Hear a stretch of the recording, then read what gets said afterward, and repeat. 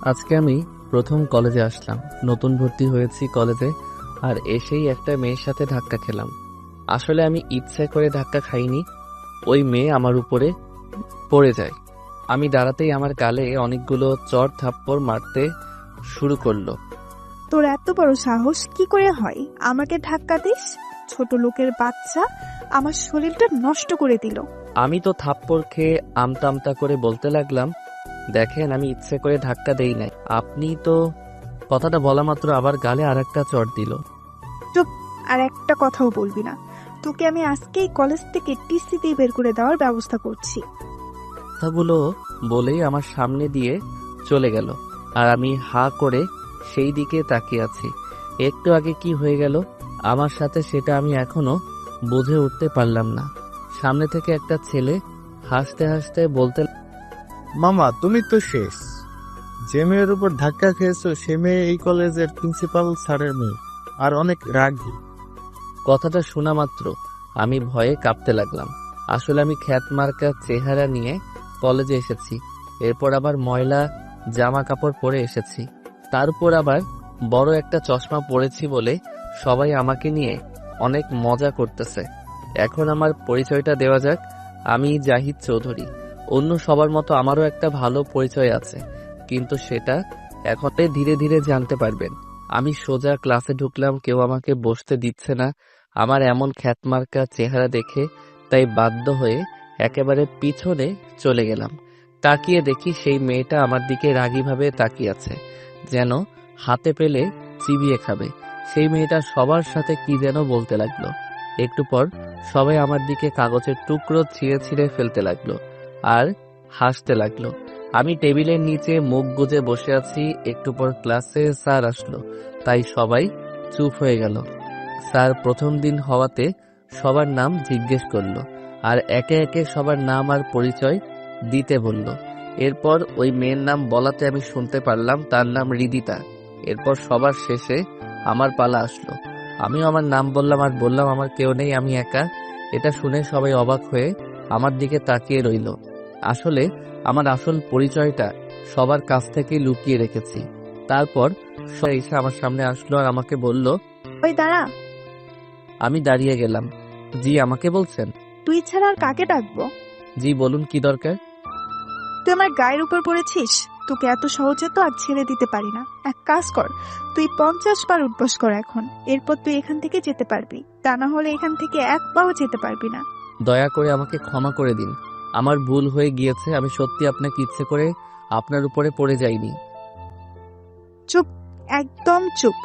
তোকে যা করতে বলেছে তুই তাই কর। মাথা গরম হয়ে গিয়েছে ওই মেয়ের এমন কথা শোনার পর। ইচ্ছে হচ্ছিল তার গালে চড় দেই, কিন্তু আমার পুরনো কথাগুলো মনে পড়ে গেল। বাবার সাথে প্রতিজ্ঞা করার কথা বলেছিলাম, যেদিন নিজের মতো করে ক্যারিয়ার গড়তে পারবো সেদিন আপনার সামনে আসব। কথাগুলো মনে পড়তেই আবার চুপ হয়ে গেলাম। আর তাই কোনো উপায় না পেয়ে যখন উঠবস করতে যাব, তখন কেউ একজন আমার কাছে। ভাই আপনি এখানে? আমি তাকিয়ে দেখলাম আমি আগে যে কলেজে পড়তাম সেই কলেজের এক ছোট ভাই আমার সামনে। আমি তাকে চিনেও না চিনার ভান করে বললাম, কে ভাই আপনি? ছেলেটা বলল। ভাই আমি রিয়াজ, আপনি আমাকে চিনতে পারছেন না? আমি তাকে বললাম, আপনার কোথাও ভুল হচ্ছে। ছেলেটা আমাকে উঠিয়ে কিছু দূর নিয়ে গিয়ে বলল। ভাই আপনি এমন করছেন কেন? এবার আমি রিয়াজকে বললাম, তুই এখানে কি করিস? ভাই আমি আসলাম এই কলেজে আমার এক ভাইকে কারা যেন মেরেছে, তাদের সাথে দেখা করতে, আর এসে দেখি আপনি এখানে। তো ভাই আপনার এই অবস্থা কেন? তোকে পরে সব বুঝিয়ে বলবো, এখন তুই আমার আসল পরিচয় কাউকে বলবি না, প্লিজ আমাকে কথা দে। ভাই আপনাকে আমি বাঘের চেয়েও ভয় পাই, আর আপনার কথা আমি না রেখে পারবো নাকি? আপনি যা বলতে বলবেন আমি তাই করব। আচ্ছা, তাহলে আপাতত তুই এখান থেকে যা। কিন্তু ভাই আপনাকে এভাবে আমি একা রেখে চলে যাব? আর দেখে তো মনে হচ্ছে এরা সবাই আপনাকে দিয়ে অনেক মজা করছে। আপনি শুধু একবার বলুন, আমি সবাইকে মজা দেখিয়ে দিচ্ছি। না, তা আর করতে হবে না। আমি সবকিছু ছেড়ে দিয়েছি, আর এখন থেকে ভালো মতো চলবো। তাই যাই হোক না কেন, তুই আর এর মধ্যে জড়াবি না, আর এখান থেকে এখন চলে যা। আর তাদের সামনে গিয়ে আমাকে একটা চট দিয়ে বলবি, তুই ভুল করে আমাকে অন্য কাউকে ভেবে বলে ফেলেছিস। এর আপনি যা বলবেন আমি তাই করব ভাই। আমাদের কথা শেষ করে আবার তাদের সামনে গেলাম। আর আসা মাত্র আমার কথা মতো রিয়াজ আমাকে বলল, তুই তো একটা খ্যাত ছেলে, তোকে ভুলে আমি কি না কি ভেবে বসেছিলাম। এরপর আমার গালে হালকাভাবে একটা চড় দিল। সবাই ভাবলো অনেক জোরে দিয়েছে। এরপর রিয়াজ চলে গেল। যাক, ছোট লোকটা এমনিতেই আজকের মতো শিক্ষা পেয়ে গেছে। তোকে আজকের মতো ছেড়ে দিলাম, কিন্তু কালকে আবার তোর 12টা বাজাবো।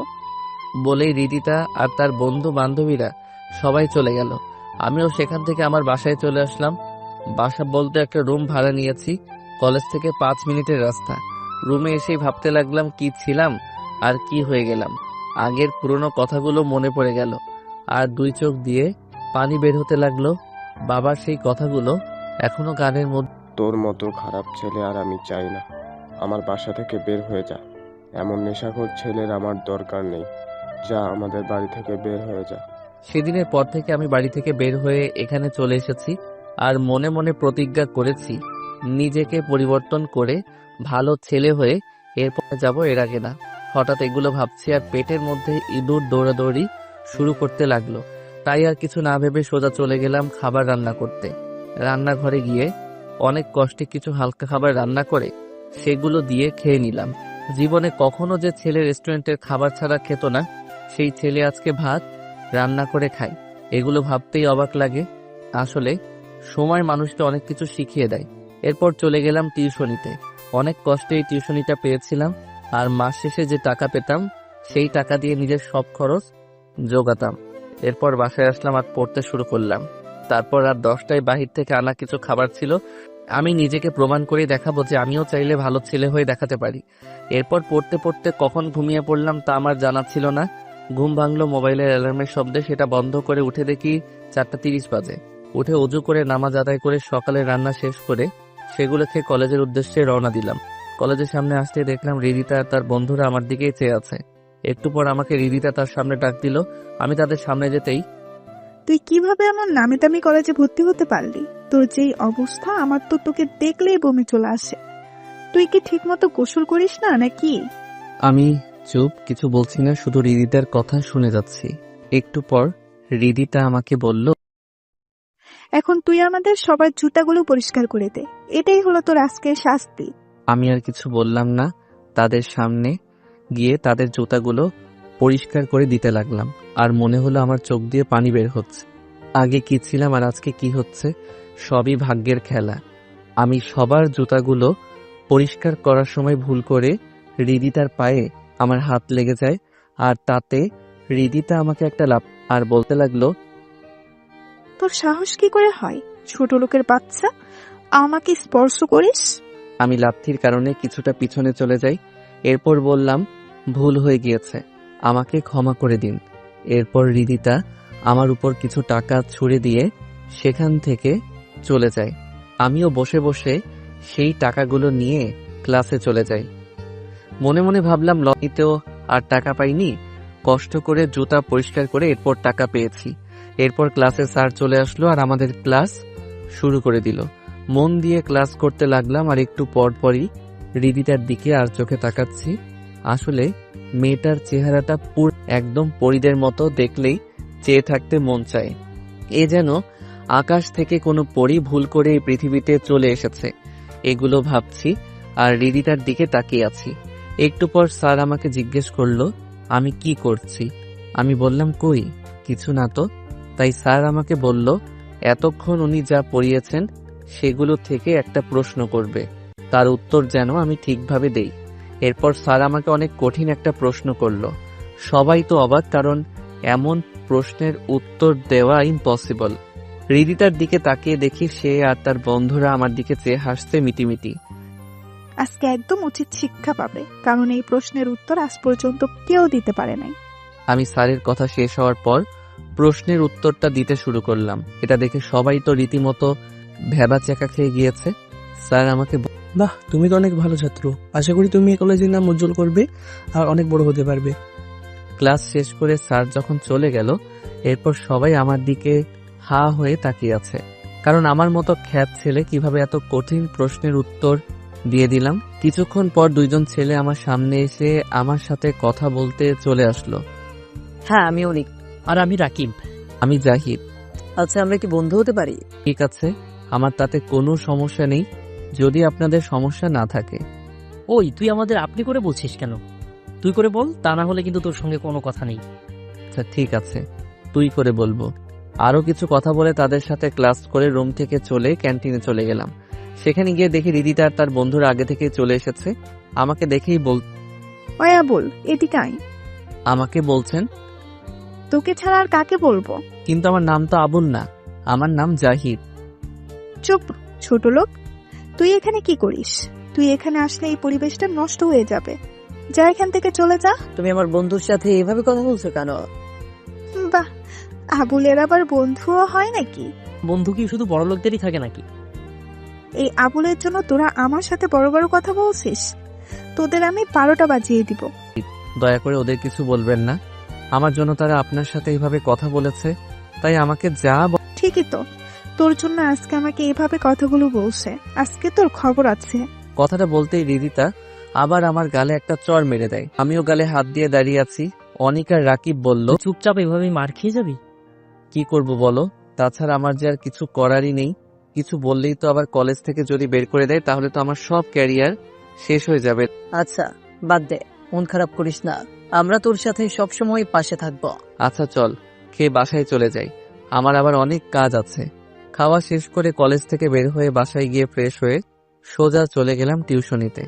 এরপর আবার বাসায় এসে পড়তে শুরু করলাম। এভাবে 3 মাস কেটে গিয়েছে, আর অনিক আর রাকিবের সাথে আমার বন্ধুত্ব অনেক গভীরে চলে গিয়েছে। আর এর মধ্যে তো হৃদিতার অত্যাচার আছেই। প্রতিদিন আমাকে নানান অজুহাতে আমাকে অনেক অপমান করে। এরপর হঠাৎ একদিন ক্লাসে 2 দিন পর কলেজ থেকে শিক্ষা সফরে যাব, সবাই ফর্ম পূরণ করে দিও। স্যার, আমরা সবাই কি খাচ্ছি? সবাই যাচ্ছি, কিন্তু কেন?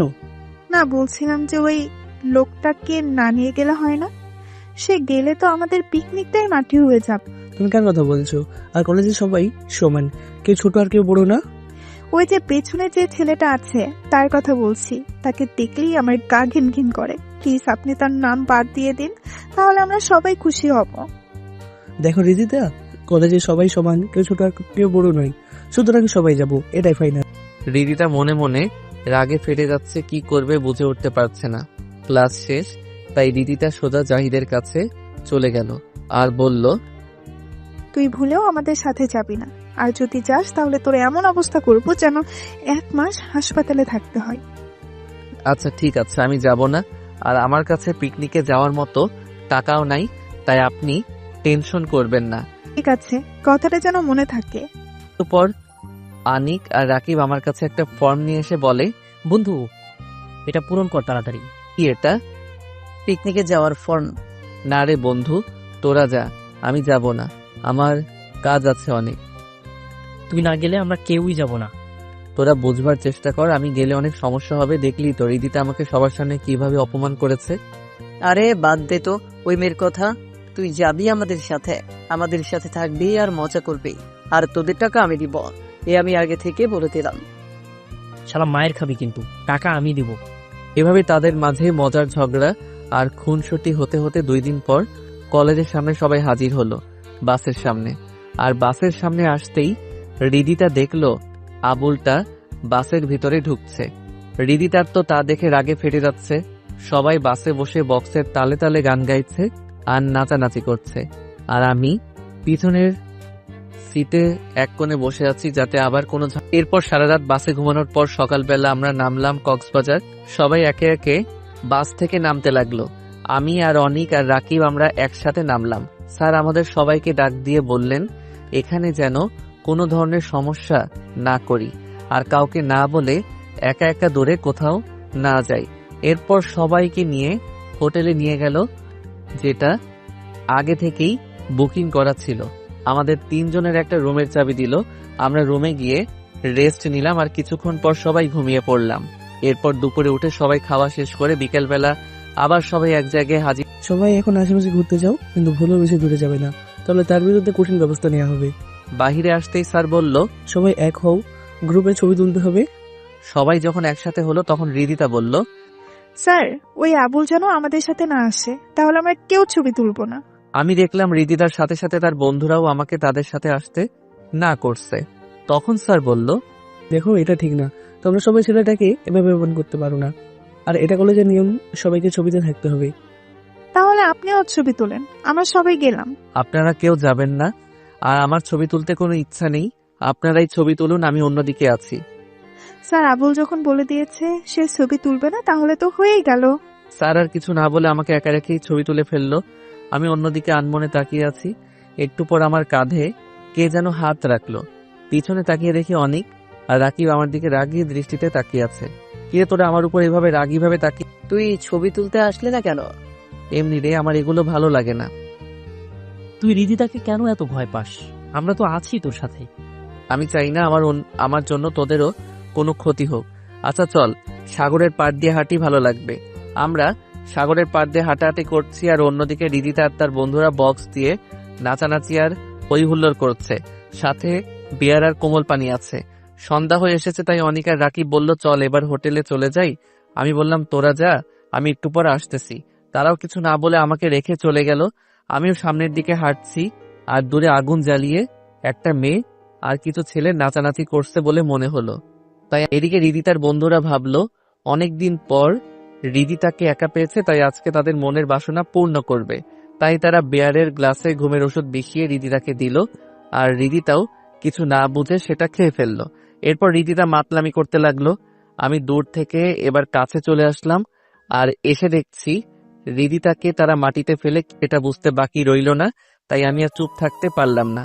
আমি আমার আগের রূপটা একটু তাদেরকে দেখিয়ে দিলাম। একটাকে ধরে দিলাম একটা ঘুষি। সেই ঘুষি খেয়ে মুখে হাত দিয়ে দেখে রক্ত বের হচ্ছে, তাই দেখে বাকিরাও সেখান থেকে পালিয়ে যায়। আমি এরপর নিচে তাকিয়ে দেখলাম রিদিতা মাটিতে শুয়ে আবল তাবল বকছে। তাকে এখন কি করা যায় তাই ভাবছি, আর আশেপাশে দেখছি কেউ নেই আশেপাশে, তাই বাধ্য হয়ে তাকে কোলে তুলে নিলাম। মা গড়ে এই মেয়ে দেখছি অনেক ভারী। আমার মাথা দিয়ে ঘাম বের হচ্ছে। অনেক কষ্টে হোটেলের ভিতরে নিয়ে গিয়ে রিদিতার রুমের চাবিটা নিয়ে ওর রুমে দিয়ে আসলাম। ওকে রুমে এসে খাটে শোয়াতে রিদিতা আমাকে তার কাছে টেনে নিল, আর আমি সোজা তার শরীরের উপরে পড়ে যাই। সে নেশার ঘরে আমাকে তার ঠোঁটে কিস করতে লাগলো। আমি তাকে ছাড়ানোর অনেক চেষ্টা করছি, কিন্তু তার উপর যেন অন্য কেউ ভর করে আছে। অনেক কষ্টে তাকে ছাড়িয়ে এরপর রিদিতাকে শুইয়ে দিলাম, আর আমি রুম থেকে বের হয়ে গেলাম। ভাবছি একটু আগে কি হয়ে গেল, তাই আর কেউ দেখেওনি। এগুলো মনে মনে ভাবতে ভাবতে আমার রুমে গিয়ে দেখি তারা ঘুমিয়ে পড়েছে। আমিও গিয়ে ঘুমিয়ে পড়লাম। এরপর সকালে ঘুম থেকে উঠে দেখি বাইরে অনেক হইচই। আমি বাহিরে আসতেই রিদিতা আমাকে দেখেই আমার জামার কলার ধরে চড় থাপ্পড় দিতে লাগলো, আর তুই নাকি আমাকে কালকে ওখানে নিয়ে এসেছিস? তোর এত বড় সাহস হলো কিভাবে আমাকে নিয়ে এসেছিস? আমি বললাম আপনি কিভাবে জানলেন? হোটেলের স্টাফকে বলাতে সে তোর কথা বলেছে। দেখুন, আমার কিছু করার ছিল না। কালকে রাতে আপনি বাহিরে অজ্ঞান হয়ে পড়েছিলেন, সেখান থেকে আমি আপনাকে এখানে নিয়ে এসেছি। দাঁড়া, আমি আসতেছি, এরপর তোর ব্যবস্থা নিচ্ছি। বলে রিদিতা হোটেলের সিসিটিভি রুমে গিয়ে কালকে রাতে এখানে কি হয়েছে সেগুলো দেখতে লাগলো। আর যা দেখলো তা দেখে তো তার সারা শরীর পুড়তে লাগলো। দেখছে আবুলটা তাকে কোলে করে তার রুমে নিয়ে যাচ্ছে। এরপর সোজা আমার কাছে এসে আমাকে মারতে লাগলো।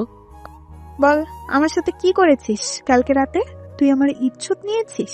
তার কথা শুনে সবাই তো অবাক, আমিও অবাক। কি বলছে এই মেয়ে? এখন আপনার কোথাও ভুল হচ্ছে। আমি কালকে রাতে যদি আপনাকে না নিয়ে আসতাম, তাহলে আপনার বন্ধুরা আপনার ইজ্জত কেড়ে নিত। এরপর রিদিতার বন্ধুরা আমাকে এসে আমাকে মারতে আর বলতে লাগলো, শালা, তুই একটা মেয়ের ইজ্জত কেড়ে নিয়েছিস, তার উপর আমাদের উপর বদনাম দিচ্ছিস। ওই ফকিরের বাচ্চাটাকে মার, মেরে ওর অবস্থা এমন করবি যাতে আর এমন কাজ না করতে পারে। এরপর রিদিতার কথা মতো তার বন্ধুরা আমাকে অনেক মারধর করে, যার ফলে আমার অনেক জায়গা দিয়ে রক্ত বের হয়। একটু পর স্যার এসে কি হচ্ছে? যা হয়েছে তার বিচার কলেজে হবে, এখানে এগুলো বন্ধ করো। স্যারের কথা শুনে তারা আমাকে ছেড়ে দেয়, আর আমি কোনো রকমে উঠে দাঁড়াই। অনিকা রাকিব আমাকে নিয়ে ডাক্তারের কাছে নিয়ে যায়, আর আমাকে শালা, কি দরকার ছিল ওই মেয়েকে বাঁচাতে? চলে আসতি, যা হওয়ার হতো। তাহলে আজকে তোর এই অবস্থা হতো না। আমি তাদের কালকে রাতের সব ঘটনা খুলে বলি। আমার কথা শেষ হতেই অনিক আমাকে একটা চড় মারে আর বলে, বাদ দে বন্ধু, আমি কিভাবে পারবো এমন একটা খারাপ পরিস্থিতিতে তাকে ফেলে আসতে? আমি না হয় মার খেয়েছি, কিন্তু একটা মেয়ের যা নাকি তার জীবনের সম্পদ, সেটা আমরা তোর মতো বন্ধু পেয়ে অনেক খুশি। এগুলো বাদ দে, এখন কি হবে? কলেজে তোর বিচার হবে। কি বিচার হয় সেটাই তো চিন্তার বিষয়। যা হবার হবে। আল্লাহ যা করবেন ভালোর জন্য হবে। এরপর আমরা ডাক্তারের দোকান থেকে নিজের কিছু কিছু জায়গাতে ব্যান্ডেজ করে আর ওষুধ নিয়ে চলে আসলাম হোটেলে। হোটেলে আসার পর স্যার সবাইকে বলল, কালকে সবাই চলে যাব কলেজের উদ্দেশ্যে, তাই সবাই যেন তৈরি থাকি। এই বলে স্যার চলে গেলেন। পরদিন সকালে বাস আবার কলেজের উদ্দেশ্যে রওনা দিল। এরপর সারাদিন পর সন্ধ্যায় বাস এসে কলেজের সামনে থামলো। যে যার বাস থেকে নেমে বের হতে লাগলো, আর আমি আর আমার বন্ধুরা নেমে পড়লাম। আমি নামতেই রিদিতা বলল কালকের জন্য রেডি থাকতে। আমি আর কিছু না বলে চলে গেলাম। যার জন্য করি চুরি সেই বলে চোর। কথাটা ভেবে অনিক আর রাকিবকে বিদায় দিয়ে আমিও বাসায় চলে আসলাম। এসে ঘুমিয়ে পড়লাম। এরপর সকালে ঘুম থেকে উঠে কলেজের উদ্দেশ্যে রওনা দিলাম। কলেজে আসতে দেখলাম কলেজের মাঠে অনেক লোকজন। আমি ভিতরে যেতেই রিদিতা আমার জামার কলার ধরে টানতে টানতে মাঠের মাঝখানে, সেখানে দেখলাম ছাত্রছাত্রী ছাড়াও স্যার ম্যাডাম আর প্রিন্সিপাল স্যারও আছেন। আমাকে সবার সামনে এনে রিদিতা বলল, বাবা, এই ফকিন্নির বাচ্চা আমার সব শেষ করে দিয়েছে। আমি এখন মুখ দেখাতে পারবো না। ওকে এমন শাস্তি দাও যেন ভুলেও কোনো মেয়ের সাথে এমন কাজ করার আগে 10 বার ভাববে। প্রিন্সিপাল স্যার বলল। একে টিসি দিয়ে বের করে দেই। রিদিতা বলল, না বাবা, একে এত তাড়াতাড়ি এখান থেকে বের করে দেওয়া যাবে না। এর থেকে ভালো হবে আজকে সে আমার চাকর হয়ে থাকবে। এটাই হলো তার শাস্তি। সে আমার ইজ্জত নিয়েছে, তাকে তো এত সহজে ছেড়ে দেওয়া যাবে না। আমি শুধু রিদিতার কথাগুলো চুপ করে শুনছি, কিছু বলছি না। আমি যদি ইচ্ছে করি 1 সেকেন্ডে সবকিছু ঠিক করে ফেলতে পারতাম, কিন্তু আমি চুপ হয়ে আছি। কেননা আমাকে ক্যারিয়ার করতে হবে। এর জন্য সব কষ্ট মাথা পেতে নিতে পারবো। আর এটা তো আমার অতীতের তুলনায় কিছু না। আমি অতীতে যা করেছি সেগুলো এর তুলনায় সব তুচ্ছ। কথাগুলো মনে মনে ভাবছি। এরপর প্রিন্সিপাল স্যার আমার সামনে এসে বলল, এবারের মতো তোকে আমার মেয়ের কথা চিন্তা করে ছেড়ে দিলাম। আর আমার মেয়ে যা বলে তাই কর, যদি ওই কলেজে থাকতে চাস। কথাগুলো বলে চলে গেলেন। এরপর যে যার মতো চলে গেল। ক্লাসে একটু পর আমিও ক্লাসে আসলাম। ভিতর ঢুক রিদিতা আমায় বলল, এই আবুল, আমার সামনে আয়। আমিও তার সামনে চলে আসলাম। আর আসা মাত্র রিদিতা আমায় বলল, তোকে আমি তিল তিল করে কষ্ট দিব, যে কষ্ট তুই না পারবি সইতে, না পারবি কাউকে বলতে। আমি রিদিতাকে অনেক বোঝালাম, দেখুন আপনি আমাকে ভুল বুঝছেন। প্লিজ আমার ক্যারিয়ারটা শেষ করে দিবেন না। আমার অনেক স্বপ্ন, আমি একদিন নিজের পায়ে দাঁড়াবো। আমার কথা শুনে রিদিতা হাসতে লাগলো। ছোট লোকের বাচ্চা বলে কি, তার আবার নাকি স্বপ্ন আছে। তোর স্বপ্ন আমি পানিতে চুবিয়ে মারবো, তুই শুধু দেখতে থাক। এই বলে রিদিতা আমাকে বলল এখন আমি যেন তার জন্য বাহির থেকে খাবার নিয়ে আসি। আমি বললাম এখন তো স্যার আসবে আর ক্লাস শুরু হয়ে যাবে। রিদিতা আমার দিকে রাগীভাবে তাকিয়ে, তুই যাবি কিনা বল, তা না হলে তোর ব্যবস্থা নিচ্ছি। আমি আর কিছু না বলে ক্লাস থেকে বের হয়ে গেলাম রিদিতার কাছ থেকে টাকা নিয়ে। বাহিরে গিয়ে রিদিতার বলা মতো ক্যাডবেরি আর চিপস নিয়ে আবার ক্লাসের সামনে আসলাম। দেখি স্যার ক্লাস করাচ্ছেন। আমাকে দেখেই স্যার বলল, ক্লাস ফাঁকি দে, কোথায় গিয়েছিলি? আমি চুপ করে থাকাতে স্যার আরো অনেক কথা শোনাতে লাগলেন। এরপর আমাকে বাহিরেই থাকতে বললেন। আমিও চুপ হয়ে আছি বাহিরে। এরপর স্যার ক্লাস শেষ করে বাহিরে বের হলে আমি ভিতরে গিয়ে রিদিতার হাতে খাবারের প্যাকেটটি দিয়ে আবার পিছনে চলে আসলাম। আর ভাবতে, এভাবে তো আর আমি নিজের ক্যারিয়ার করতে পারবো না। আমাকে কিছু একটা ভাবতে হবে। বাকি ক্লাসগুলো শেষ করে আমি আর আমার বন্ধুরা কলেজের বাহিরে বের হব। এমন সময় পিছন থেকে আবার ডাক আসলো। আমি বুঝতে পারলাম এটা রিদিতার ডাক, তাই দাঁড়িয়ে পড়লাম আর পিছনে তাকিয়ে দেখলাম রিদিতা। কিরে, তুই আমাকে না বলেই কয়ে যাস? এখন তো ক্লাস শেষ, তাই বাসায় যাচ্ছি। তুই যেখানেই যাস না কেন আমাকে বলে এরপর যাবি। ঠিক আছে, কালকে থেকে বলে এরপর যাব। আজকে যেহেতু তুই ভুল করেছিস, তাই তোর সেই শাস্তি তো পেতেই হবে। এই বলে রিদিতা আমাকে 2টা চড় মারলো। এরপর বলল, আর যেন এই ভুল না করিস। আমি গালে হাত দিয়ে চলতে লাগলাম আর মনে মনে বললাম, এর প্রতিশোধ একদিন আমি নিব। এরপর বাসায় এসে ফ্রেশ হয়ে খেয়ে নিলাম। এরপর খেলাম। এরপর গেলাম টিউশন। সেখানে গিয়ে দেখি আন্টির পাশে একটা মেয়ে কথা বলছে। আমি তাদের সামনে দিয়ে পাশ কাটিয়ে আসার সময় দেখলাম মেয়েটার কেউ নয়, রিদিতা। আমাকে দেখেই সে রেগে ফায়ার হয়ে আছে। আমিও সেখানে না থেকে আমি আমার ছাত্র ছাত্রীদের কাছে গেলাম আর চোখে দেখলাম রিদিতা আমার দিকে হাত দিয়ে ইশারা করে আন্টিকে কি কি যেন বলছে। আমি আর সেদিকে না চেয়ে পড়াতে লাগলাম। পড়ানো শেষ করে যখন চলে যাব তখন আন্টি এসে আমার কাছে টাকা দিল। আমি তো অবাক, মাস শেষ না হতেই টাকা কেন? তাই আমি আন্টিকে বললাম, আন্টি মাস তো শেষ হয় নাই, আর আমি তো আপনার কাছে টাকাও চাই নাই, তাহলে টাকা দিলেন যে? আসলে বাবা, তোমাকে আর কালকে থেকে এখানে আসতে হবে না। আমরা নতুন শিক্ষক নিয়োগ করে দিয়েছি। কেন আন্টি, আমি কি খারাপভাবে পড়াচ্ছি বুঝি? না বাবা, তা নয়। তুমি অন্য জায়গাতে পড়ো গিয়ে, আর কিছু বলতে পারবো না। এগুলো বলেই আন্টি আমাকে বিদায় করে দিলেন। আমি কি বলবো বুঝলাম না। শেষ সম্বল টিউশনি, সেটাও রিদিতা আমার কাছ থেকে কেড়ে নিল। এখন আমি কি করব? না, আমাকে এভাবে ভেঙে পড়লে হবে না, কাজ খুঁজতে হবে। কিন্তু এখন কি কাজ করব এগুলো ভাবছি আর রাস্তা দিয়ে হাঁটছি। হাঁটতে হাঁটতে সামনেই চোখে পড়ল একটা গাড়ির গ্যারেজের সামনে কাজের ছেলে নিবে এমন একটা নিয়োগ বিজ্ঞপ্তি দেওয়া আছে। আমি আর কিছু না ভেবে সেখানে গিয়ে কাজের কথা বলাতেই আমাকে বলল, কাজ অনেক কষ্টের হবে, পারবো কিনা? আমি বললাম, হ্যাঁ আমি পারবো। এরপর আমাকে আমার কাজ বুঝিয়ে দিলেন। কাজ হলো গাড়ি ধোয়া আর পরিষ্কার করা। যাক, কাজ শেষ করে বাসায় এসে খাবার খেয়ে পড়তে শুরু করলাম। এরপর গভীর রাতে ঘুমিয়ে পড়লাম। পরদিন সকালে কলেজে গেলাম। ভিতরে আসতেই আবার রিদিতা। আয় আবুল, এদিকে আয়। জি বলুন। তুই এরকম খ্যাত মার্কা হয়ে কলেজে আসিস কেন? গরিব মানুষের আবার এর থেকে ভালো কিছু হয় নাকি? আমি তোকে কিছু টাকা দেই, তুই তারপরেও এভাবে কলেজে আসিস না। যতই হোক তুই আমার চাকর বলে কথা। আমার একটা মান সম্মান আছে। আমি ভেবেছিলাম হয়তো মেয়েটা ভালো হয়ে গিয়েছে, কিন্তু আমি ভুল ছিলাম। এর মেয়ের মতো অহংকারী মেয়ে কখনো ভালো হতে পারে না। থাক, তা আর আমার প্রয়োজন নেই। আমি যেভাবে আছি ভালো আছি। চুপ, তোর জন্য আমাকে ছোট হতে হবে সেটা আমি কখনো মেনে নিব না। তাই আমি যা বলছি তুই তাই কর। আমি কি করব কিছু বুঝে উঠতে পারছি না। এর পিছনে অবশ্য কারণ আছে, আর সে কারণটা হলো আমাকে ভালো পোশাকে দেখলে আমার মনে হয় না কোনো মেয়ে আমাকে দেখে ক্রাশ খেয়ে থাকতে পারবে। কারণ আমি জিম করে শরীরকে 6 প্যাক অনেক আগেই।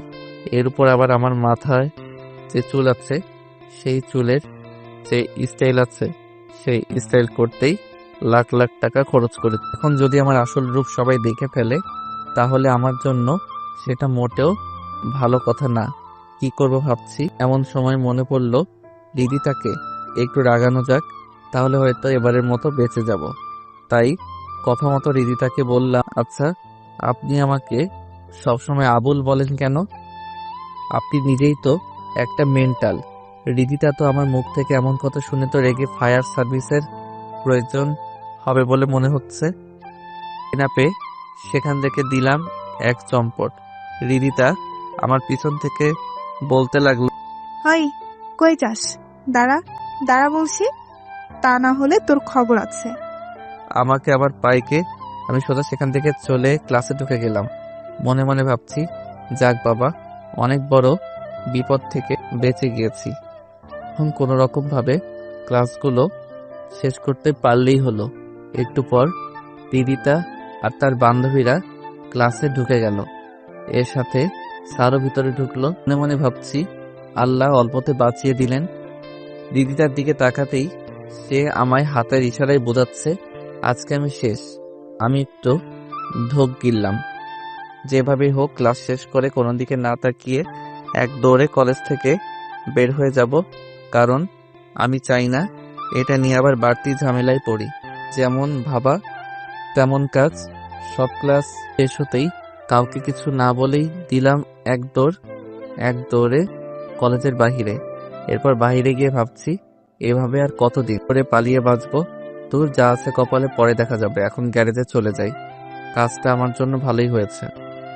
দুপুর 2টা থেকে সন্ধ্যা 6টা পর্যন্ত গ্যারেজে গিয়ে বড় ভাইকে সালাম জানিয়ে কাজে পড়লাম। এভাবে প্রায় 3 মাস চলে গেল। সবই ঠিক আছে, কিন্তু হৃদিতার শাস্তির কোনো কমতি রাখে না আমার জন্য। যেন একটা শাস্তি আমার জন্য থাকবেই, আর আমিও সেগুলো চুপ করে সয়ে যাই। কালকেই তো আমাকে শাস্তি হিসেবে কলেজের বড় মাঠ 10 বার চক্কর দিতে বলেছে। আমিও তাই করলাম। 10 বার এত বড় মাঠ সহজেই তো আর চক্কর দেওয়া যায় না। আমার বেলাতেও পারতে অনেক কষ্ট হচ্ছিল, কিন্তু হৃদিতার মন একবারও গলেনি। 10 বার চক্কর দেওয়ার পর আমার মুক্তি হলো। এখন আমি গাড়ির মেকানিক। এই কয়দিনে অনেক কিছু শিখে গিয়েছি। আমার একটা ভালো গুণ আছে, সেটা হলো আমি একবারে যে জিনিসটা দেখাবো সেটা খুব সহজেই শিখে নিতে পারি। তাই আমার এই কাজগুলো শিখতে বেশি দেরি হলো না। এমনই একদিন কাজ করার সময় গ্যারেজে একটা গাড়ি আসলো। গাড়ির ভিতর থেকে যে নামলো তাকে দেখেই আমি তো পুরাই অবাক, কারণ গাড়ি থেকে আর কেউ না, হৃদিতা নেমেছে। সে বাহ, তুই এখানে কাজ করিস? কি করব বলুন, আগে টিউশনিটা তো আপনি আমার কাছ থেকে কেড়ে নিলেন, তাই বাধ্য হয়ে জায়গাতে কাজ করছি। বেশ করেছে তোকে টিউশন থেকে বের করে দিয়ে। বেশি কথা বললে এই জায়গা থেকেও তোকে তাড়ানোর ব্যবস্থা করব। আমি আর বেশি কথা না বলে বললাম, তা কি সমস্যা হয়েছে গাড়ির? কেন সে কথা আমি তোকে কেন বলবো? কারণ এখানে গাড়ি আমি ঠিক করি। মানে তুই আমার গাড়িতে হাত দিবি? তুই জানিস এই গাড়ির দাম কত? তোর মতো ফকির নিয়ে আমার গাড়িতে হাত দিলেই তো আমার গাড়ির সৌন্দর্য নষ্ট হয়ে যাবে। তাহলে আপনি অন্য জায়গাতে নিয়ে যান। এখানে কেন নিয়ে এসেছেন? তুই আমার মুখের উপর কথা বলিস? তোর এত বড় সাহস! কথা না বলে আমার গাড়ি ঠিক করে দে, কিন্তু খুব সাবধানে। গাড়ির যেন কোনো ক্ষতি না হয়, তাহলে তোর কিডনি বিক্রি করে দেব। কি মেয়ে রে বাবা, এমন মেয়ে জীবনেও দেখি নাই। সব সময় অহংকার, আর সামান্য 5 লাখ টাকার গাড়ির জন্য এই অবস্থা। ভাবতেই হাসি পেল। তাই আর কিছু না ভেবে হৃদিতার গাড়ি ঠিক করতে লাগলাম। ইঞ্জিনের সমস্যা ঠিক করতে অনেক সময় লাগবে, তাই হৃদিতাকে বললাম, আপনার গাড়ির ইঞ্জিন নষ্ট হয়ে গিয়েছে, নতুন লাগাতে হবে, আর আজকে ঠিক হবে না, কাল। ভালো গাড়ি আর তুই বলছিস ইঞ্জিন নষ্ট? আমার গাড়ির ইঞ্জিন চুরি করার ধান্দা। তোদের মতো ছোট লোকদের আমি ভালো করেই চিনি। আপনার যদি আমার কথা বিশ্বাস না হয় তাহলে অন্য গ্যারেজে নিয়ে যান। এরপর হৃদিতা আমাকে তার গাড়ির চাবি দিয়ে আরো কিছু গালাগালি করে চলে গেল। ইচ্ছে করছিল গাড়িটার 12টা বাজিয়ে ফেলি, কিন্তু এখন নিজেকে পরিবর্তন করতে চেষ্টা করছি, তাই আর মাথা গরম। আমি গাড়ির ইঞ্জিনটা খুলে রেখে এরপর বাসায় চলে আসি। বাসায় এসে খাবার খেয়ে পড়তে শুরু করি, কারণ কিছুদিন পর পরীক্ষা শুরু, তাই আমাকে বেশি করে পড়তে হবে। ভালো রেজাল্ট যে আনতেই হবে। সকালে ঘুম থেকে উঠে কলেজে চলে গেলাম। সেখানে অনিক আর রাকিব আমার জন্য অপেক্ষা করছে। আমি তাদের সামনে গিয়ে বললাম, কিরে জাহির, তুই কিন্তু অনেক পরিবর্তন হয়ে গেছিস। আমাদের সাথে ঠিক মতো কথা বলতে চাস না। তোর কি হয়েছে বলতো? তোরা তো জানিস হৃদিতা আমার উপর কি রকম অত্যাচার করে। আমি চাই না আমার জন্য তোদের কোনো ক্ষতি হোক। তুই শুধু শুধু আমাদের নিয়ে ভয় পাস। তোর কি মনে হয় আমরা কি গরিব ঘরের ছেলে নাকি যে আমাদের যেভাবে ইচ্ছে সেভাবে নাচাবে? কি বলিস রাকিব, তোর বাবা কি করে? তুই জেকে কোম্পানির নাম শুনেছিস? যে কোম্পানি বর্তমান গ্লোবালে নাম্বার 1 আছে। তো আমার বাবা সেই কোম্পানির ম্যানেজার। আমি একটু হাসলাম মনে মনে, কেননা এই কোম্পানিটাই তো আমার বাবার। আবার মুখে হাসির আভাস দেখে রাকিব আমাকে বলল, তুই হাসিস কেন? আমি তার কথা শুনে বর্তমানে ফিরে আসলাম। কই না তো, কিছু না। তাহলে হাসলি কেন তুই? আরে না, এমনি ভাবছি তোরা অনেক কোটিপতি রে, তোকে দেখে এখন আমার খুব হিংসা হচ্ছে। দূর শালা, মজা লস।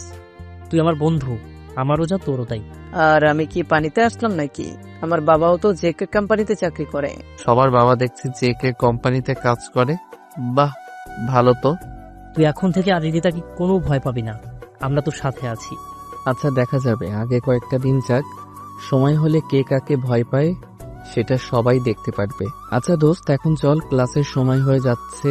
ক্লাসে ঢুকে সোজা বেঞ্চে বসে পড়লাম, কিন্তু কি হলো, এটা নিচ দিয়ে ভিজে লাগছে কেন? নিচে তাকিয়ে দেখি আমার বেঞ্চে তেল জাতীয় জিনিস আগে থেকে রেখে, তার ফলে আমার প্যান্ট ভিজে গেছে। পাঠক পাঠিকারা আপনারাই বলুন তো এখন আমার কেমনটা লাগে। আমি আশেপাশে তাকিয়ে দেখি হৃদিতা মুচকি মুচকি হাসছে। আমার আর বুঝতে বাকি রইল না এটা কার কাজ, কি আর করার। এভাবেই বাকিটা ক্লাস শেষ করে দিলাম একদৌড়। আজকে নিজেকে সত্যি আবুল আবুল মনে হচ্ছে। মজা নেওয়ার একটা মাত্রা থাকে, কিন্তু আজকেরটা কি বলবো। সোজা চলে আসলাম বাসায়।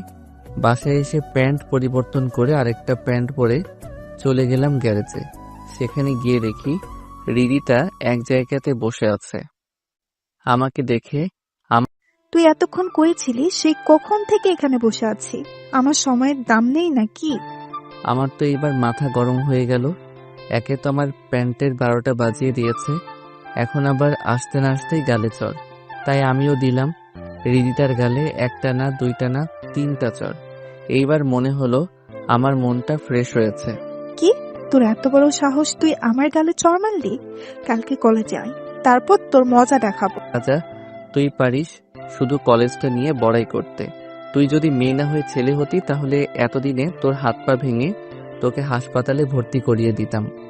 হৃদিতা তো আমার কথাগুলো শুনে বাকরুদ্ধ হয়ে গিয়েছে। এই তুই কে রে? তুই কি আবুল নাকি অন্য কেউ? তোর কথার সাথে তো চেহারার কোনো মিল পাচ্ছি না আমি। এতদিন অনেক অত্যাচার মেনে নিয়েছি, কিন্তু আর না। ঠিক আছে, দেখি তুই কিভাবে ভালো থাকিস। এখন আমার গাড়ি ঠিক করে দে, তোকে পরে দেখে নেব। আমিও আর কিছু না বলে গাড়িটা ঠিক করতে শুরু করলাম। নতুন ইঞ্জিন লাগিয়ে আর একটু মেরামত করে গাড়িটা ঠিক করে দিলাম। এরপর হৃদিতা তার গাড়ি নিয়ে চলে গেল, আর যাওয়ার আগে আমার দিকে রাগী দৃষ্টিতে তাকিয়ে ছিল। হৃদিতা চলে যাওয়ার পর আমি রাকিবকে সবকিছু ফোন করে জানিয়ে দিলাম। দোস্ত, তুই কিছু চিন্তা করিস না, আমরা তো আছি। তুই কালকে কলেজে আয়, বাকিটা আমাদের উপর ছেড়ে দে। আচ্ছা ঠিক আছে, তাহলে আমি রাখলাম। রাকিবের সাথে কথা শেষ করে বাসায় চলে আসলাম। মনে মনে ভাবছি আজকের কাজটা কি আসলে আমি ঠিক করেছি? ধুরবাল, কিছু ভালো লাগছে না। এখন এগুলো না ভেবে খাবার খেয়ে, অনেক পড়া বাকি আছে। 2 দিন পর তো আবার পরীক্ষা শুরু, তাই অনেক রাত পর্যন্ত পড়লাম। এরপর ঘুমিয়ে পড়লাম। সকালে ফ্রেশ হয়ে কিছু হালকা রান্না করলাম, সেগুলো খেয়ে কলেজের উদ্দেশ্যে রওনা দিলাম। কলেজের সামনে হৃদিতা আর তার বন্ধুরা, তাদের হাতে লাঠি প্লাস হকি স্টিক। আমি আশেপাশে তাকিয়ে রাকিব আর অনিককে খুঁজছি। শালারা আমাকে আজকে এভাবে একা রেখে কই চলে গেল? আমি গেটের সামনে ঠাই দাঁড়িয়ে আছি। হৃদিতা আর তার বন্ধুরা আমার দিকে এগিয়ে আসছে। একজন আমাকে এগিয়ে এসে মারতেই যাবে, তখনই পিছন থেকে কারো আওয়াজ শুনে আমার সামনে থাকা ছেলেটি দাঁড়িয়ে পড়ল। আমি পিছনে তাকিয়ে দেখি পুলিশ। ভাবলাম হৃদিতা আবার পুলিশকেও জানিয়েছে নাকি? এখন তো আমার 2 দিক দিয়ে বিপদ, জলে কুমির ডাঙায় বাঘ। মনে মনে ভাবছি জাহিদ আজকে তুই শেষ। তখন তুই ভয় পাস না, পুলিশকে আমি ফোন করে আসতে বলেছি। এইখানে কি হচ্ছে এসব? স্যার, এই ছোট লোকের বাচ্চা আমাকে মেরেছে, আপনি তাকে ধরে নিয়ে যান। আর এমন ভাবে মারবেন যেন 1 মাস হাসপাতালে ভর্তি হয়ে থাকে। এটা কি আমি আপনার কাছ থেকে শুনবো? এই মেয়ে, তুমি এই ছেলের সাথে এমন খারাপ ব্যবহার করছো কেন? আমার তো তোমাদের সবাইকে সন্দেহ হচ্ছে। এরপর যদি আবার এমন কাজ করতে দেখি তাহলে সবগুলোকে ধরে নিয়ে যাব। এখন সবাই ক্লাসে যাও। পুলিশের কথা শুনে সবাই যে যার মতো সেখান থেকে চলে গেল। এরপর রাকিব পুলিশকে উদ্দেশ্য করে বলল, ধন্যবাদ স্যার, সময় মতো এখানে আসার জন্য। ধন্যবাদের কি আছে, এটা আমাদের কর্তব্য। এরপর আবার সমস্যা করলে আমাকে জানাবে, আমি আবার চলে আসব। এরপর পুলিশ চলে গেল। ধন্যবাদ দোস্ত, আজকে তোরা না থাকলে এতক্ষণে আমি হয়তো পটল তুলতাম। তোকে আগেই বলেছি, তুই এখন থেকে আর কোনো চিন্তা করবি না, আমরা তোর সাথে আছি। এখন চল ক্লাসে যাই। এরপর আমরা 3 জন বন্ধু মিলে ক্লাসে গেলাম। এদিকে হৃদিতা ভাবছে, আবুলকে তো এখন আর অত্যাচার করা যাবে না, নতুন ফোনতে বের করতে হবে। আমাকে চড় মেরেছিস তুই, এর শাস্তি তো তোকে পেতেই হবে। হঠাৎ হৃদিতার মনে একটা বুদ্ধি আসলো। আবুলটাকে প্রেমের জালে ফাঁসালে কেমন হয়? বুদ্ধিটা খারাপ না, এরপর সময় বুঝে আমার প্রতিশোধটা নেওয়া যাবে। আমি ক্লাসে ঢুকলাম। আমি অনিক আর রাকিব একসাথে বসে আছি। একটু পর স্যার আসলো, আর এসেই বলল, বাইরে নোটিশ বোর্ডে দেওয়া আছে কালকে থেকে পরীক্ষা। রুটিন থেকে পরীক্ষার সময় আর কে কার সাথে পরীক্ষা দিবে সেটা বের করে নিও। এখন সবাই ক্লাসে মনোযোগ। ক্লাস শেষ হতেই রিদিতা আমার সামনে এসে বলল 10 মিনিট পর কলেজের পিছনে যেতে কথা আছে। আমি তো একটু ভয় পেলাম, আবার নতুন কোনো মারার ফোন দি নাকি। ভয় পাস না, তুই যা, কিছু হলে পুলিশকে ফোন দিলেই চলে আসবে। এরপর রিদিতা একটা হাসি দিয়ে চলে গেল। আমরা তিনজন তো অবাক। রাকিব তো আমাকে খোঁচা মেরে বলল, কিরে বন্ধু, বুঝলাম না, তোকে দেখে হাসি দিল কেন এমন? তো প্রেমে টেমে পড়ে গেল নাকি? ধুর, কি যে বলিস না, এই মেয়েকে আমি জীবনেও বিশ্বাস করব না। আর প্রেম তো দূরের কথা। আচ্ছা তোরা থাক, আমি গিয়ে দেখে আসি কি বলে। এরপর তাদের কাছ থেকে বিদায় নিয়ে কলেজের পিছনের দিকে চলে আসলাম। এসে দেখি রিদিতা আগে থেকে আমার জন্য অপেক্ষা করছে। আমি তার সামনে আসতেই সে আমাকে বলল, সরি জাহিদ, এতদিন আমি তোমার সাথে যা যা করেছি তার জন্য আমাকে ক্ষমা করে দাও প্লিজ। জানি আমি আমার এই ভুলের কোনো ক্ষমা নেই, তারপরেও আমি জানি তুমি আমাকে ক্ষমা করে দেবে, কারণ তোমার মন অনেক ভালো। আমি এতদিন তোমাকে চিনতে ভুল করেছি, এখন বুঝতে পেরেছি যে তোমাকে এভাবে কষ্ট দেওয়া আমার ঠিক। আমি রিদিতার মুখে এগুলো শুনে তো আমার হজম হচ্ছে না। এই মেয়ে বলে কি এসব? রিদিতার মুখে এমন কথা স্বপ্নেও শোনা সম্ভব না, আর আমি দিনে দুপুরে এগুলো শুনছি। রিদিতা আবার বলতে শুরু করেছে, জানি তো আমার কথা বিশ্বাস করতে পারছো না, কিন্তু আমি সত্যি আমার ভুল বুঝতে পেরেছি। আমাকে ক্ষমা করে দাও জাহিদ। আপনি ঠিক আছেন তো? এগুলো কি বলছেন? যা বলছি ঠিকই বলছি। এখন তুমি যদি আমায় ক্ষমা না করো তাহলে আমি নিজেকে শেষ করে দেব। এই না না থাক, আপনাকে আর শেষ করতে হবে না, আমি আপনাকে ক্ষমা করে দিয়েছি। রিদিতা মনে মনে বলছে, ফইনির বাচ্চা, ক্ষমা চাইবো তোর কাছে? এটা তো একটা না। আমি জানি তুমি অনেক ভালো। আচ্ছা একটা কথা বলি। জি বলুন। আপনি করে কেন বলছো? তুমি করে বলো প্লিজ। আমি পারবো না, আমার সমস্যা হয়। প্লিজ একটু চেষ্টা করো, আমি জানি তুমি পারবে। আচ্ছা ঠিক আছে, তুমি করেই বলবো। এখন বলেন কি কথা বলবেন। আমি না তোমাকে ভালোবেসে ফেলেছি।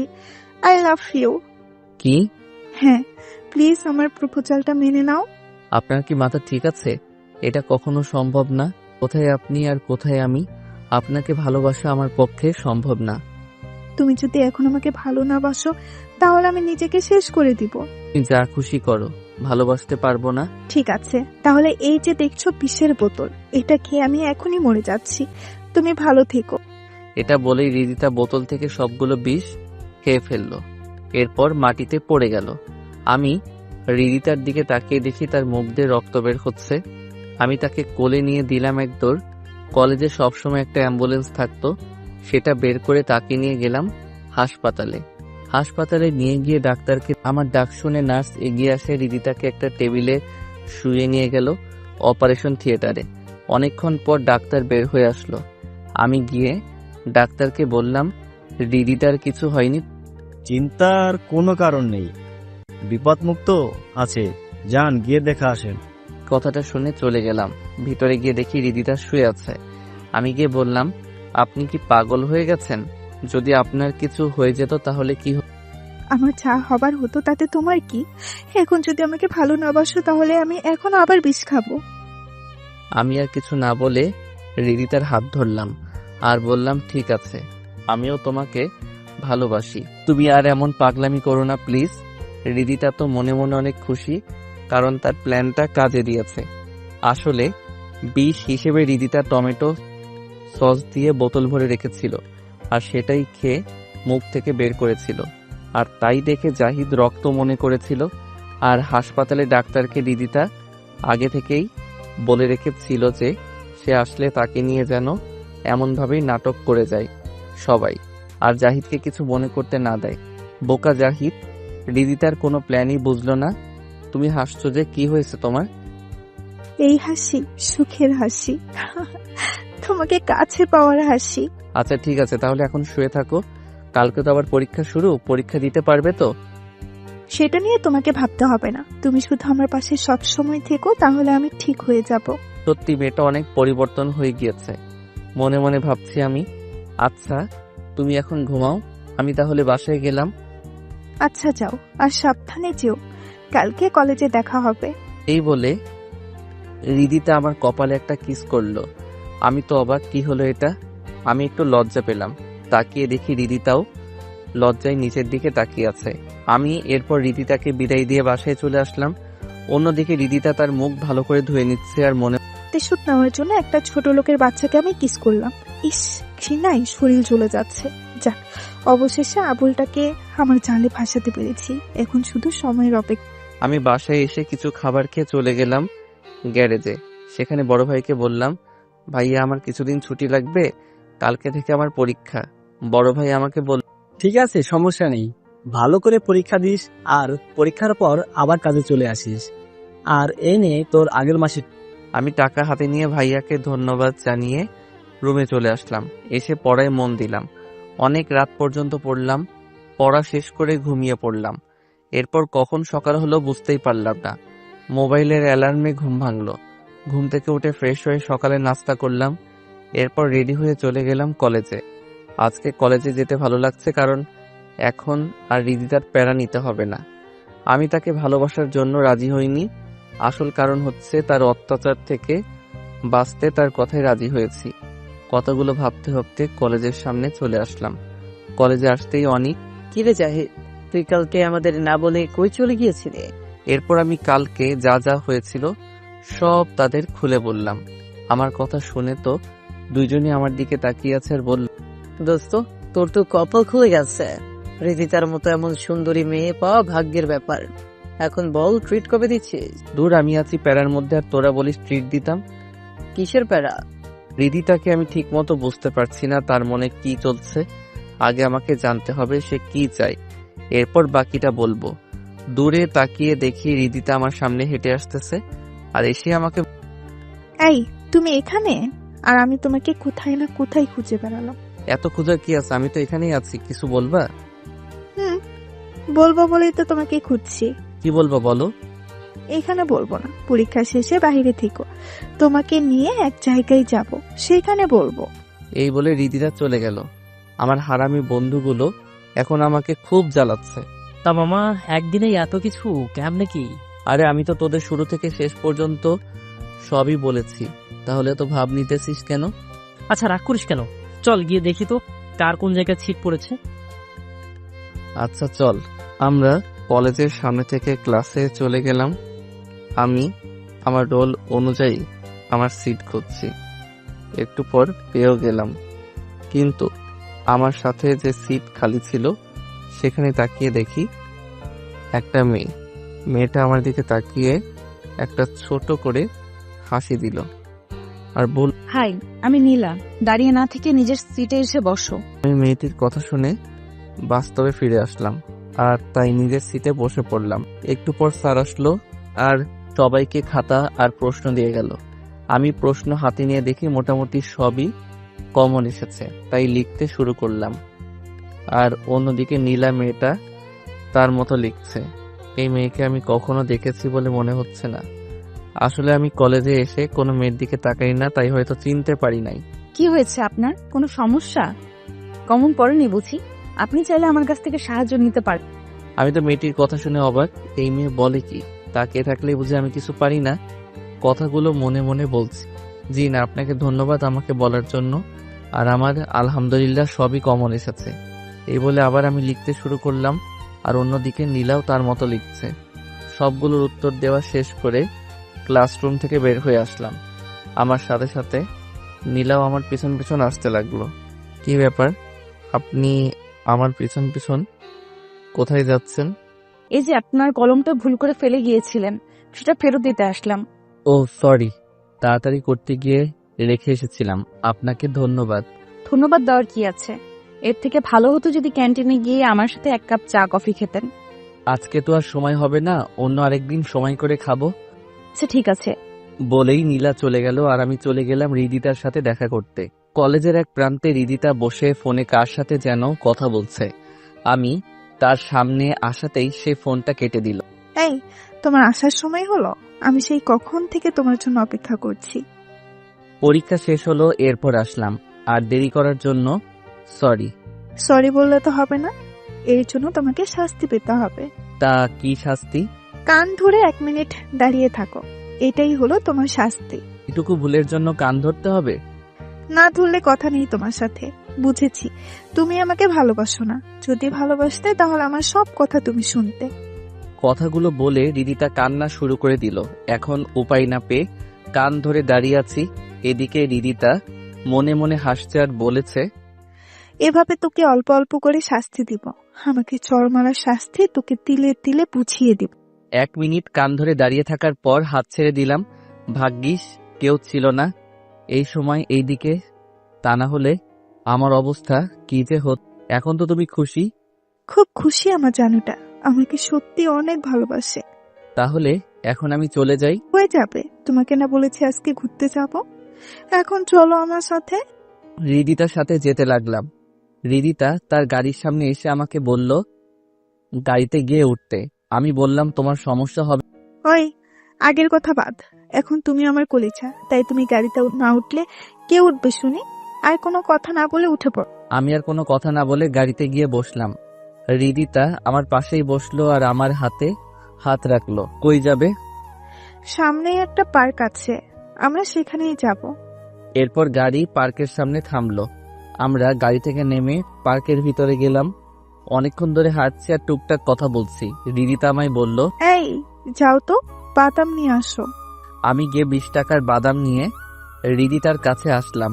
এরপর রিদিতা বসে পড়লো আর আমাকেও বসে পড়তে বলল। আমিও বসে পড়লাম। রিদিতা আমাকে বলল বাদামের খোসাগুলো ছুঁড়ে দিতে। আমি একটা একটা করে সবগুলোর খোসা বের করে রিদিতার সামনে রাখলাম। রিদিতা আমাকে তার কোলে মাথা রাখতে বলল।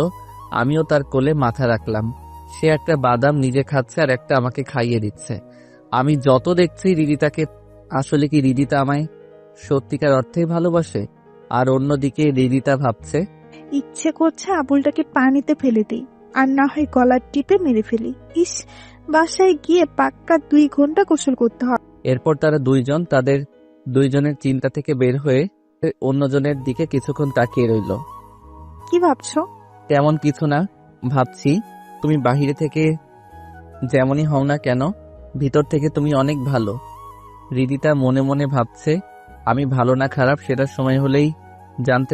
তাই বুঝি? এখন চলো, অনেক সময় হয়েছে, এবার বাসায় যাওয়া যাক। চলো। এরপর সেখান থেকে যে যার মতো বাসায় চলে আসলাম। এভাবে বেশ অনেক দিন কেটে গেল। পরীক্ষাও সবগুলো ভালোভাবে পরীক্ষা দিয়েছি, আশা করি একটা ভালো মার্ক পাবো। অন্যদিকে রিদিতার সাথেও অনেক ঘুরলাম, একসাথে খাওয়া দাওয়া করলাম, কিন্তু তার প্রতি আমার কোনো ফিলিংস কাজ করছে না। এর মধ্যে অনেকবার হাত ধরা, তার কোলে মাথা রাখা, এমনকি পরীক্ষার শেষের দিন রিদিতা আমায় কিস। এরপরও তার প্রতি আমার কোনো ফিলিংস কাজ করছে না। কথাগুলো মনে মনে ভাবছি। নীলা আমার সামনে এসে হাজির হলো। কি ব্যাপার মিস্টার, কি ভাবছেন না তো? আমি চুপ করে অতল সমুদ্রে ভেবেই যাচ্ছি, তা দেখে নীলা আমায় হাত দিয়ে ধাক্কা দিল। এবার আমার হুঁশ ফিরে আসলো। আমি হুড়মুড়িয়ে তাকিয়ে দেখি নীলা আমার সামনে। কি ব্যাপার, আপনি এখানে? সেই কখন থেকে আপনাকে ডেকে যাচ্ছে, আপনার তো কোনো পাত্তাই নেই। তা এত কি ভাবছেন মিস্টার? এমনি কিছু না, তা আপনার কি খবর? আমার খবর নিয়ে আর কি করবেন? আমাকে তো আপনি। কথাটা বলেই নীলা চুপ হয়ে গেল। কি হলো, চুপ করে গেলেন যে? না তেমন কিছু না। আচ্ছা চলেন ক্যান্টিনে গিয়ে 1 কাপ কফি খেয়ে আসি, যদি আপনার সময় হয় তো। আমার আজকে কোনো কাজ নেই এখন, তাই আপনার সাথে 1 কাপ কফি খাওয়াই যায়। এরপর আমরা চলে গেলাম ক্যান্টিনে। নীলা আমার আর তার জন্য 2টা কফি অর্ডার করলো। আর একটু পর কফি চলেও। আচ্ছা তোমার বাসায় কে কে আছে? কেউ নেই। মানে? কেউ নেই মানে কেউ নেই। কোথায় আছেন তাহলে? জানি না। আপনি কি আমার কথায় রাগ করেছেন? না, তেমন কিছু না। আসলে আমি আমার অতীতগুলো মনে করতে চাই না, তাই এসব কথা থাক, অন্য আরেকদিন বল। আচ্ছা ঠিক আছে, তবে আপনাকে একটা কথা বলার ছিল। কি কথা? আপনি কি জানেন রিদিতা আপনাকে নিয়ে গেম খেলছে? মানে হলো সে আপনার সাথে মিথ্যা ভালোবাসার নাটক করছে। সেটা আপনি কিভাবে জানলেন? কারণ আমি তার বান্ধবী ছিলাম এক সময়, কিন্তু এখন আর নেই। আপনাকে কষ্ট দেওয়ার জন্য সে এগুলো করছে, আরো অনেক কিছু করতে যাবে সামনে দিয়ে। তা আমাকে আপনি এগুলো কেন বলছেন? কারণ আমি জানি আপনি অনেক ভালো, আর আপনাকে এইভাবে কষ্ট পেতে দেখলে আমার ভালো লাগে না। আমি আপনাকে অনেক আগে থেকেই ফলো করেছি। আপনি সবার মতো না, একদম আলাদা। আপনার মধ্যে কোনো 6-9 নেই। আপনি প্লিজ রিদিতার থেকে সাবধান। আর আমি যে এগুলো আপনাকে বলেছি, এই কথাটা রিদিতাকে বলবেন না। আপনি কি পাগল হয়ে গেছেন নাকি? আপনি আমার অনেক বড় উপকার করলেন, আর আপনার কথা আমি বলে দিব এই কথা ভাবলেন কিভাবে? যাই হোক, আসলে আমিও রিদিতাকে ভালোবাসি না। সত্যি বলতে, তার কাছ থেকে একটু শান্তি পেতে তার সাথে তাল মিলিয়ে যাচ্ছি। আমার যেভাবেই হোক কলেজ লাইফটা শেষ করা। ও আচ্ছা, আপনি সত্যিই রিদিতাকে ভালোবাসেন না? জি না, নীলাকে দেখলাম সে অনেক খুশি হয়েছে বলে মনে হচ্ছে, তাই আমি বললাম, কি হলো আপনার আবার? আপনি হাসছেন যে?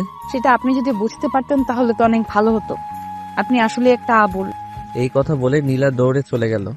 আমিও নীলার চলে যাওয়ার দিকে তাকিয়ে আছি। আমি নাকি আবুল? আমি যে কি সেটা যদি আপনি জানতেন তাহলে তো হয়েই যেত। তবে একটা কথা ভাবছি নীলার আর এরপর আমিও আর এখানে না দাঁড়িয়ে বাসায় চলে আসলাম। বাসায় এসে রান্না করে খাবার খেলাম। কলেজ কয়েকদিনের জন্য ছুটি দিয়েছে পরীক্ষার জন্য, তাই এই কয়েকদিন একটু ভালোভাবে নিজেকে মানিয়ে নিতে হবে। শুয়ে শুয়ে এগুলো ভাবছি। যখনই ঘুম চলে আসবে ঠিক তখন মোবাইলটা বেজে উঠল। এই সময়ে আবার কে ফোন দিল? মোবাইলের স্ক্রিনে তাকিয়ে দেখে অচেনা নাম্বার থেকে কে যেন ফোন দিয়েছে। ভাবছি ফোনটা ধরবো নাকি কি ভেবে যেন ফোনটা ধরলাম। তো কে বলছেন? ওপাশ থেকে একটা মেয়ে কণ্ঠ। আমিটা কে? আরে আমাকে চিনতে পারছেন না? আমি নীলাম। আপনি? তা আপনি আমার নাম্বার কিভাবে পেলেন? সেটা বলা যাবে না। এই কথা বাদ দিয়ে বলুন, কি করছেন এখন? না, আপনাকে বলতেই হবে আমার নাম্বার কিভাবে পেলেন। আমি তো আমার নাম্বার আমার পরিচিত মানুষ ছাড়া আর কাউকে দেই নাই। রাকিব ভাইয়া দিয়েছে। প্রথমে দিতে রাজি হয় নাই, পরে অনেক কষ্টে নিয়েছি। এত কষ্ট করে আমার নাম্বার নেওয়ার কি আছে শুনি? সেটা আপনাকে জানতে হবে না। এখন বলেন, কি করছেন আপনি? এই তো ঘুমের দেশে যেতে চেয়েছিলাম, কিন্তু আপনি এসে আমার পথে বাধা হয়ে আসলে। সরি, আমি বুঝতে পারিনি। আপনি এখন ঘুমিয়ে পড়বেন। আচ্ছা সরি, বলতে হবে না। তা কিছু বলবেন? হ্যাঁ, বলছিলাম যে কলেজ তো কিছুদিন বন্ধ থাকবে, তাই যদি আপনি কালকে ফ্রি থাকেন তাহলে আপনাকে নিয়ে একটু বাইরে ঘুরতে বের হতো।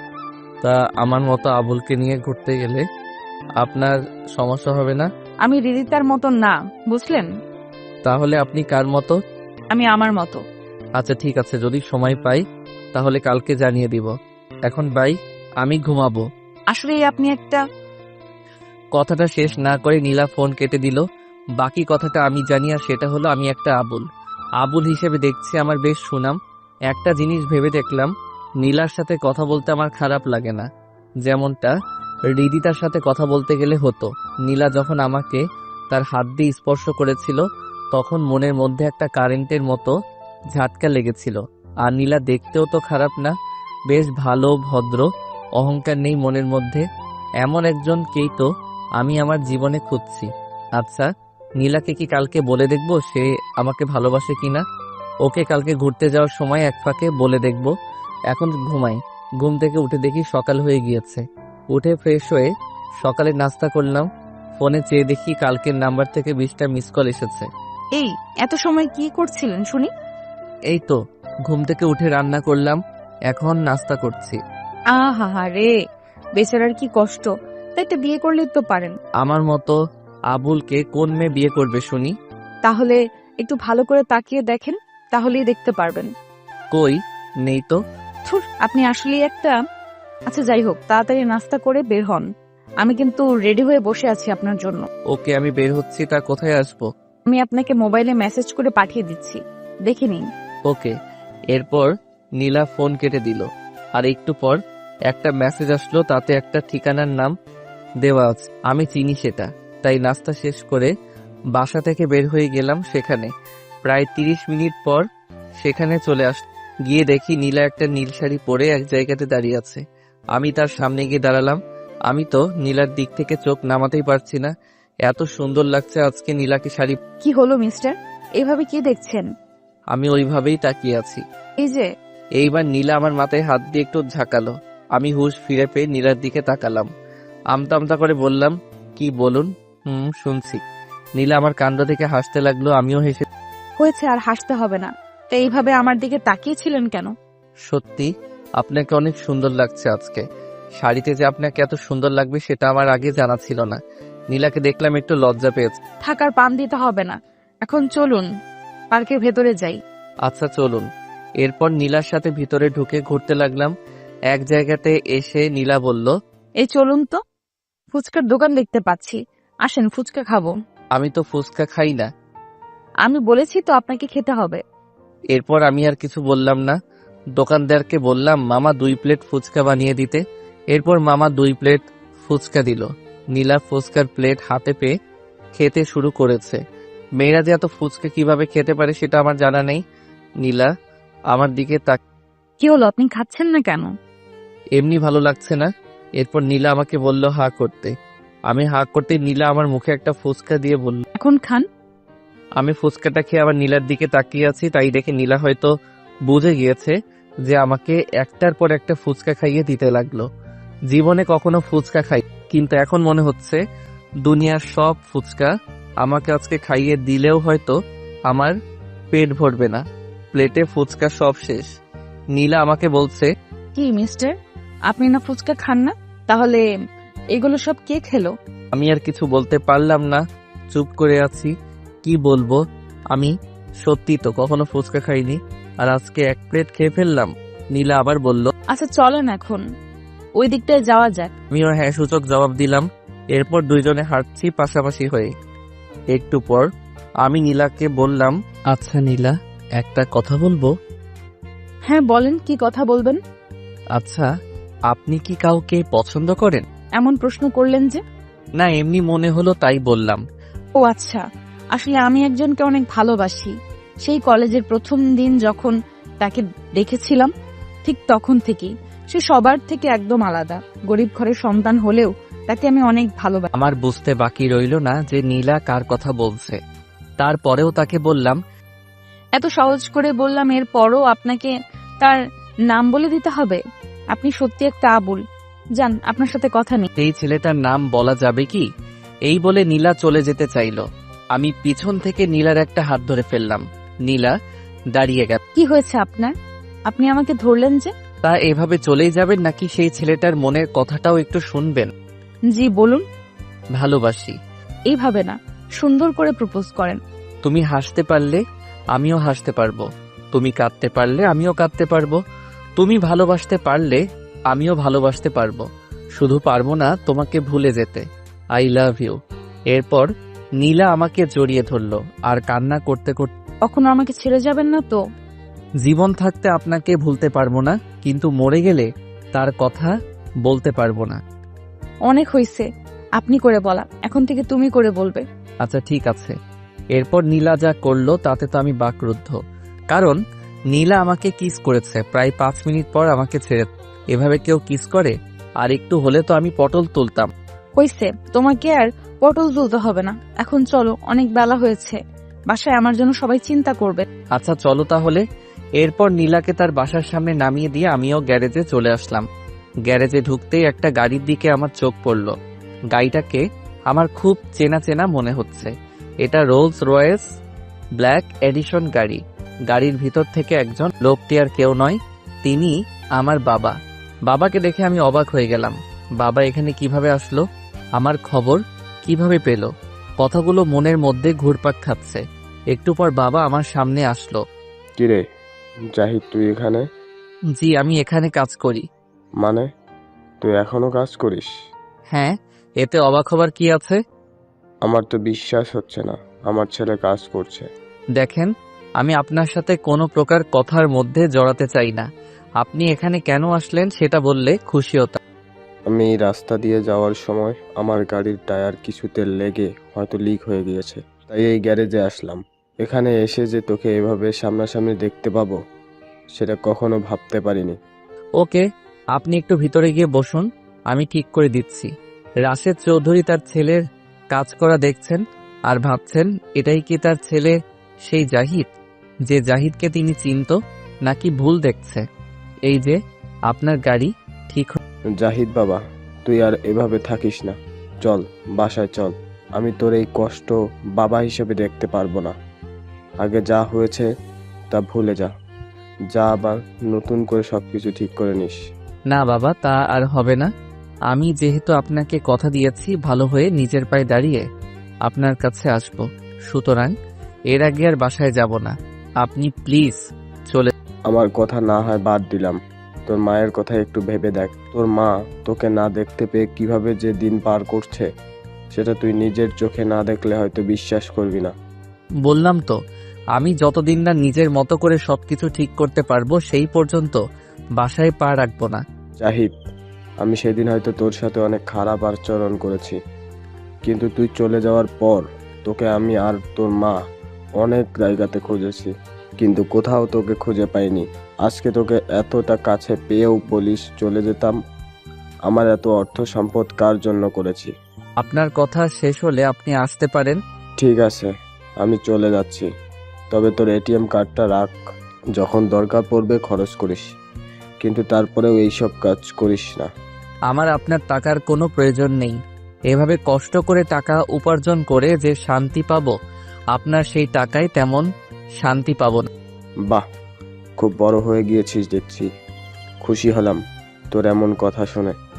আজকে আমার অনেক গর্ব হচ্ছে তোকে নিয়ে, কিন্তু তুই এই কার্ডটা রাখ। বাবা হিসেবে আমি তোকে রিকোয়েস্ট করছি। আমি আর বাবার কথার অবাধ্য হতে পারলাম না, তাই অনিচ্ছা সত্ত্বেও নিলাম। এরপর বাবা আমাকে বলল, ভালো থাকিস, আর কোনো সমস্যা হলে আমাকে বলিস। আর তোর মার কথা যদি একটু মনে পড়ে তাহলে বাসায় এসে দেখা করে যাস। এই বলে বাবা চলে গেলেন। আমি বাবার চলে যাওয়ার দিকে তাকিয়ে আছি। ঠিক তখনই দেখলাম আমার সামনে অনিক আর রাকিব দাঁড়িয়ে আছে। কিরে, তোরা এখানে কখন আসলি? এই তো, তোর বাবা চলে যাওয়ার অনেক আগে। মানে, তোরা সব শুনে ফেলেছিস? আমরা সব শুনেছি। এখন বল, তুই আমাদের কেন এতদিন তোর আসল পরিচয়টা গোপন করেছিস? তোর বাবাকে তো আমরা চিনি, জেকে কোম্পানি তো তোদেরই। তুই এত বড় কোটিপতির ছেলে হয়ে এভাবে নিজেকে গোপন করে রাখার কারণ কি বল? যেহেতু তোরা আমার কথা জেনে গিয়েছিস, তাহলে তোদেরকে আমার অতীতটাকে জানিয়ে দেই। বল। তাহলে শোন, পাঠক প্লাস পাঠিকারা আপনারাও চলেন জাহিদ চৌধুরীর অতীত সম্পর্কে জেনে আস। ফ্ল্যাশব্যাক। আমি ছিলাম কোটিপতি বাবা মায়ের একমাত্র সন্তান। আমাদের তো আর কোনো কিছুর কমতি নেই, তাই আমার যখন যা মন চাইতো তাই করতাম। আমি আগে যে কলেজে ছিলাম সেই কলেজের সবাই আমাকে ভয় পেত, কারণ আমার রাগ অনেক বেশি। কোনো একটা ছোটখাটো জিনিস নিয়ে কাউকে আমি ছাড় দিতাম না। ঝগড়া ছিল আমার প্রতিদিনের সঙ্গী। নেশা প্লাস জুয়া খেলা প্লাস নাইট ক্লাবে যাওয়া, এগুলো ছিল আমার প্রতিদিনের কাজ। আমার সাথে সবসময় 20-30 জন পোলাপাইন থাকতো।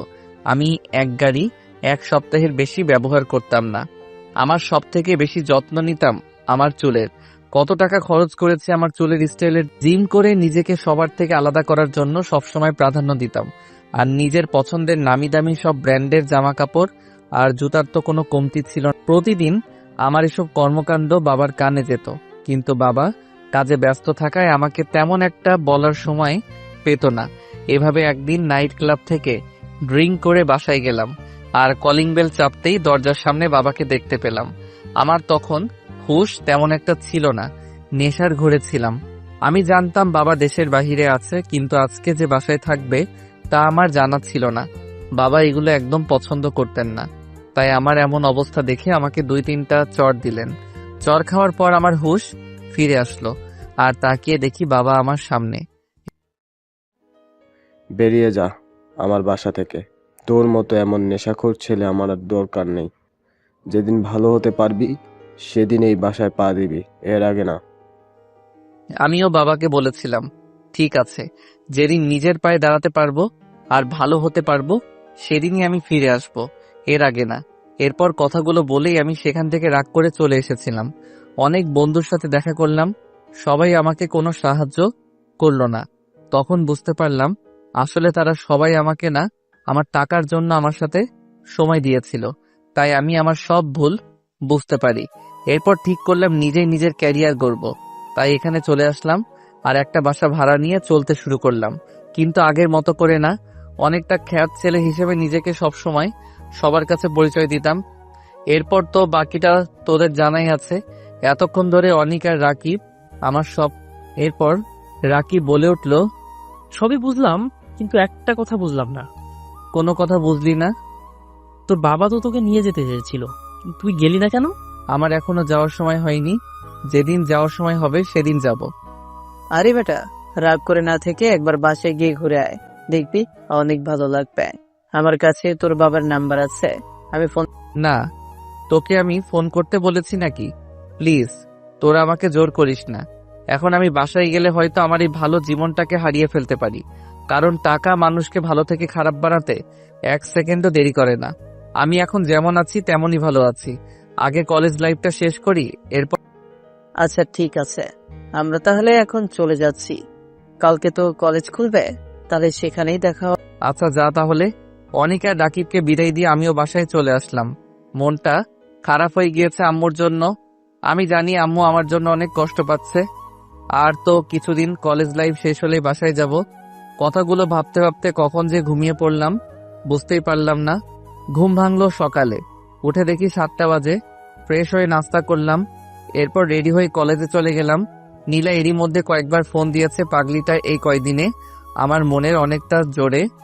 সব সময় শুধু তাকে নিয়ে ভাবতে ইচ্ছে হয়। পাগলিটাকে ফোন দিয়ে জানিয়ে দিয়েছি আমি কলেজের সামনে চলে এসেছি। কলেজের আশেপাশে রিদি তাকে দেখতে পাচ্ছি না। যেখানে থাকার থাকুক গিয়ে আমার কি। আমি জানি সে হয়তো আবারও কোনো প্ল্যান করছে আমাকে শাস্তি দেওয়ার জন্য, কিন্তু এখন আর তার আমাকে জড়াতে পারবে না। কথাগুলো ভাবতে ভাবতে নীলার সাথে দেখা হয়ে গেল। এই তোমার আসার সময় হলো? সরি, নাস্তা করে আসতে একটু দেরি হয়ে গিয়েছে। তা আমাকে বউ করে নিয়ে গেলেই তো পারো, তাহলে আর তোমার এত কষ্ট করা লাগবে না। কলেজ থেকে পাশ করে বের হই, এরপর তোমাকে বিয়ে করে আমার বউ হিসেবে রেখে দিব যত্ন সহকারে। হইছে, আর আলো মারতে হবে না। এখন চলো ক্লাসে, আজকে পরীক্ষার রেজাল্ট দিব। আচ্ছা চলো। এই বলে আমরা ক্লাসের উদ্দেশ্যে রওনা দিলাম।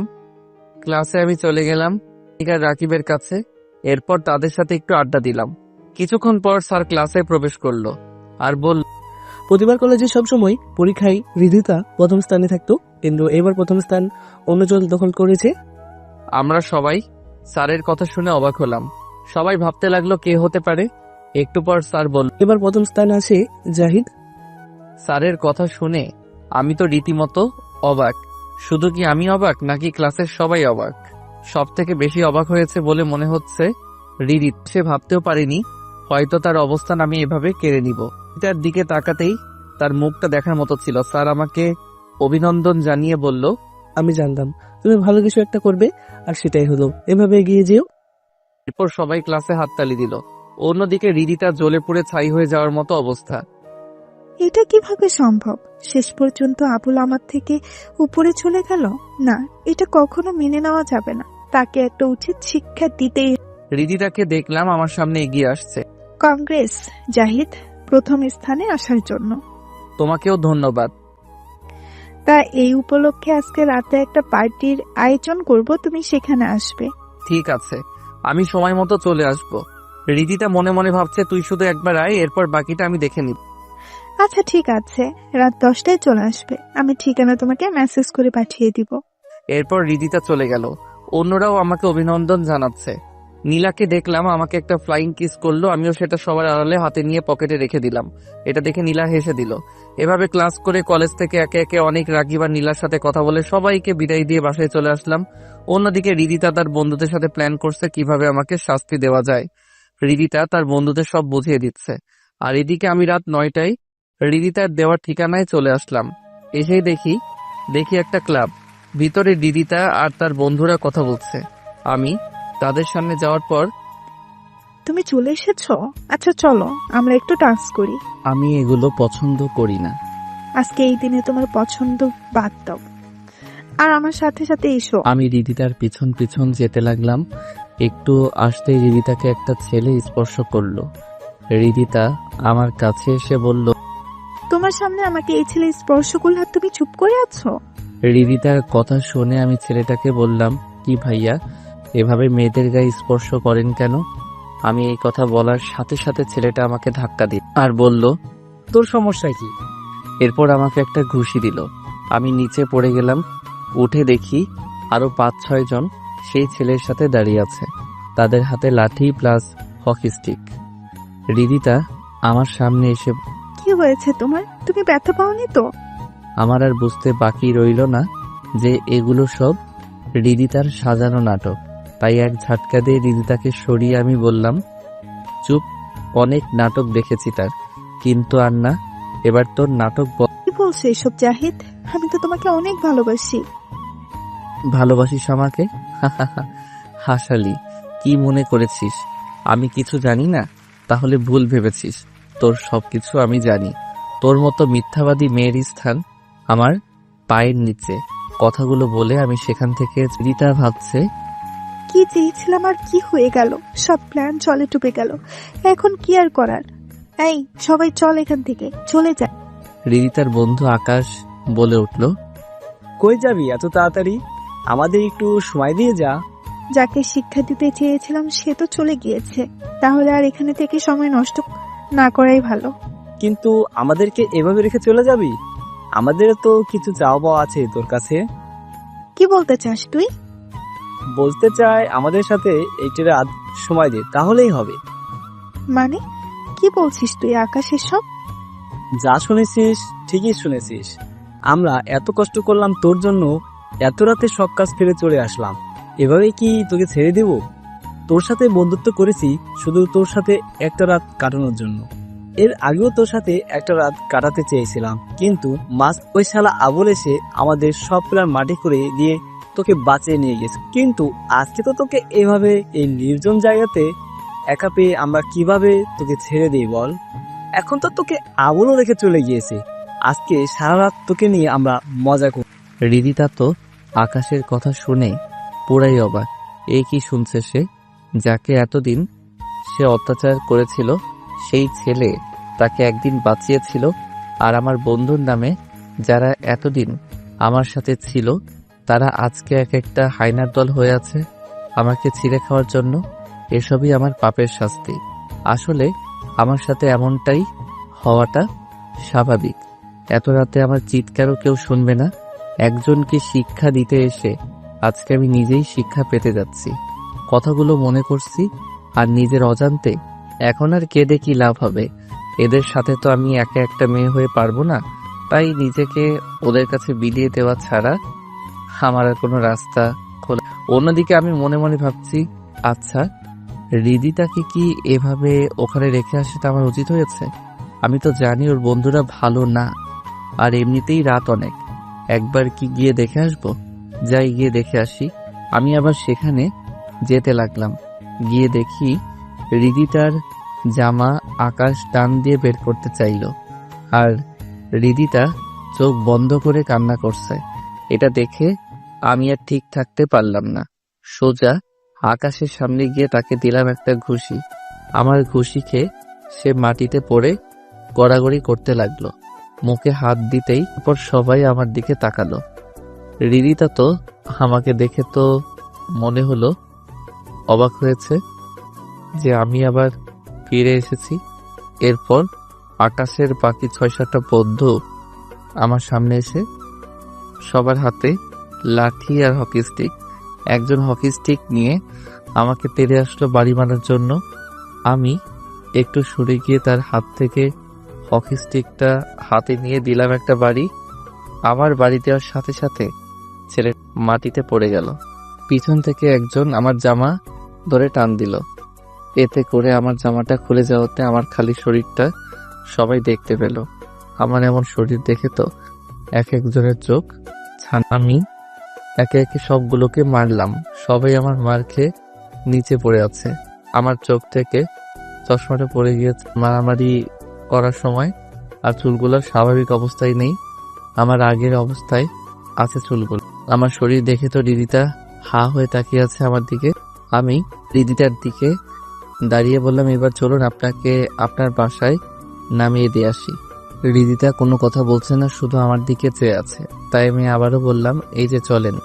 এইবার রিদিতা আমার কথা মনে হয় শুনতে পেয়েছে, তাই বল, কে আপনি?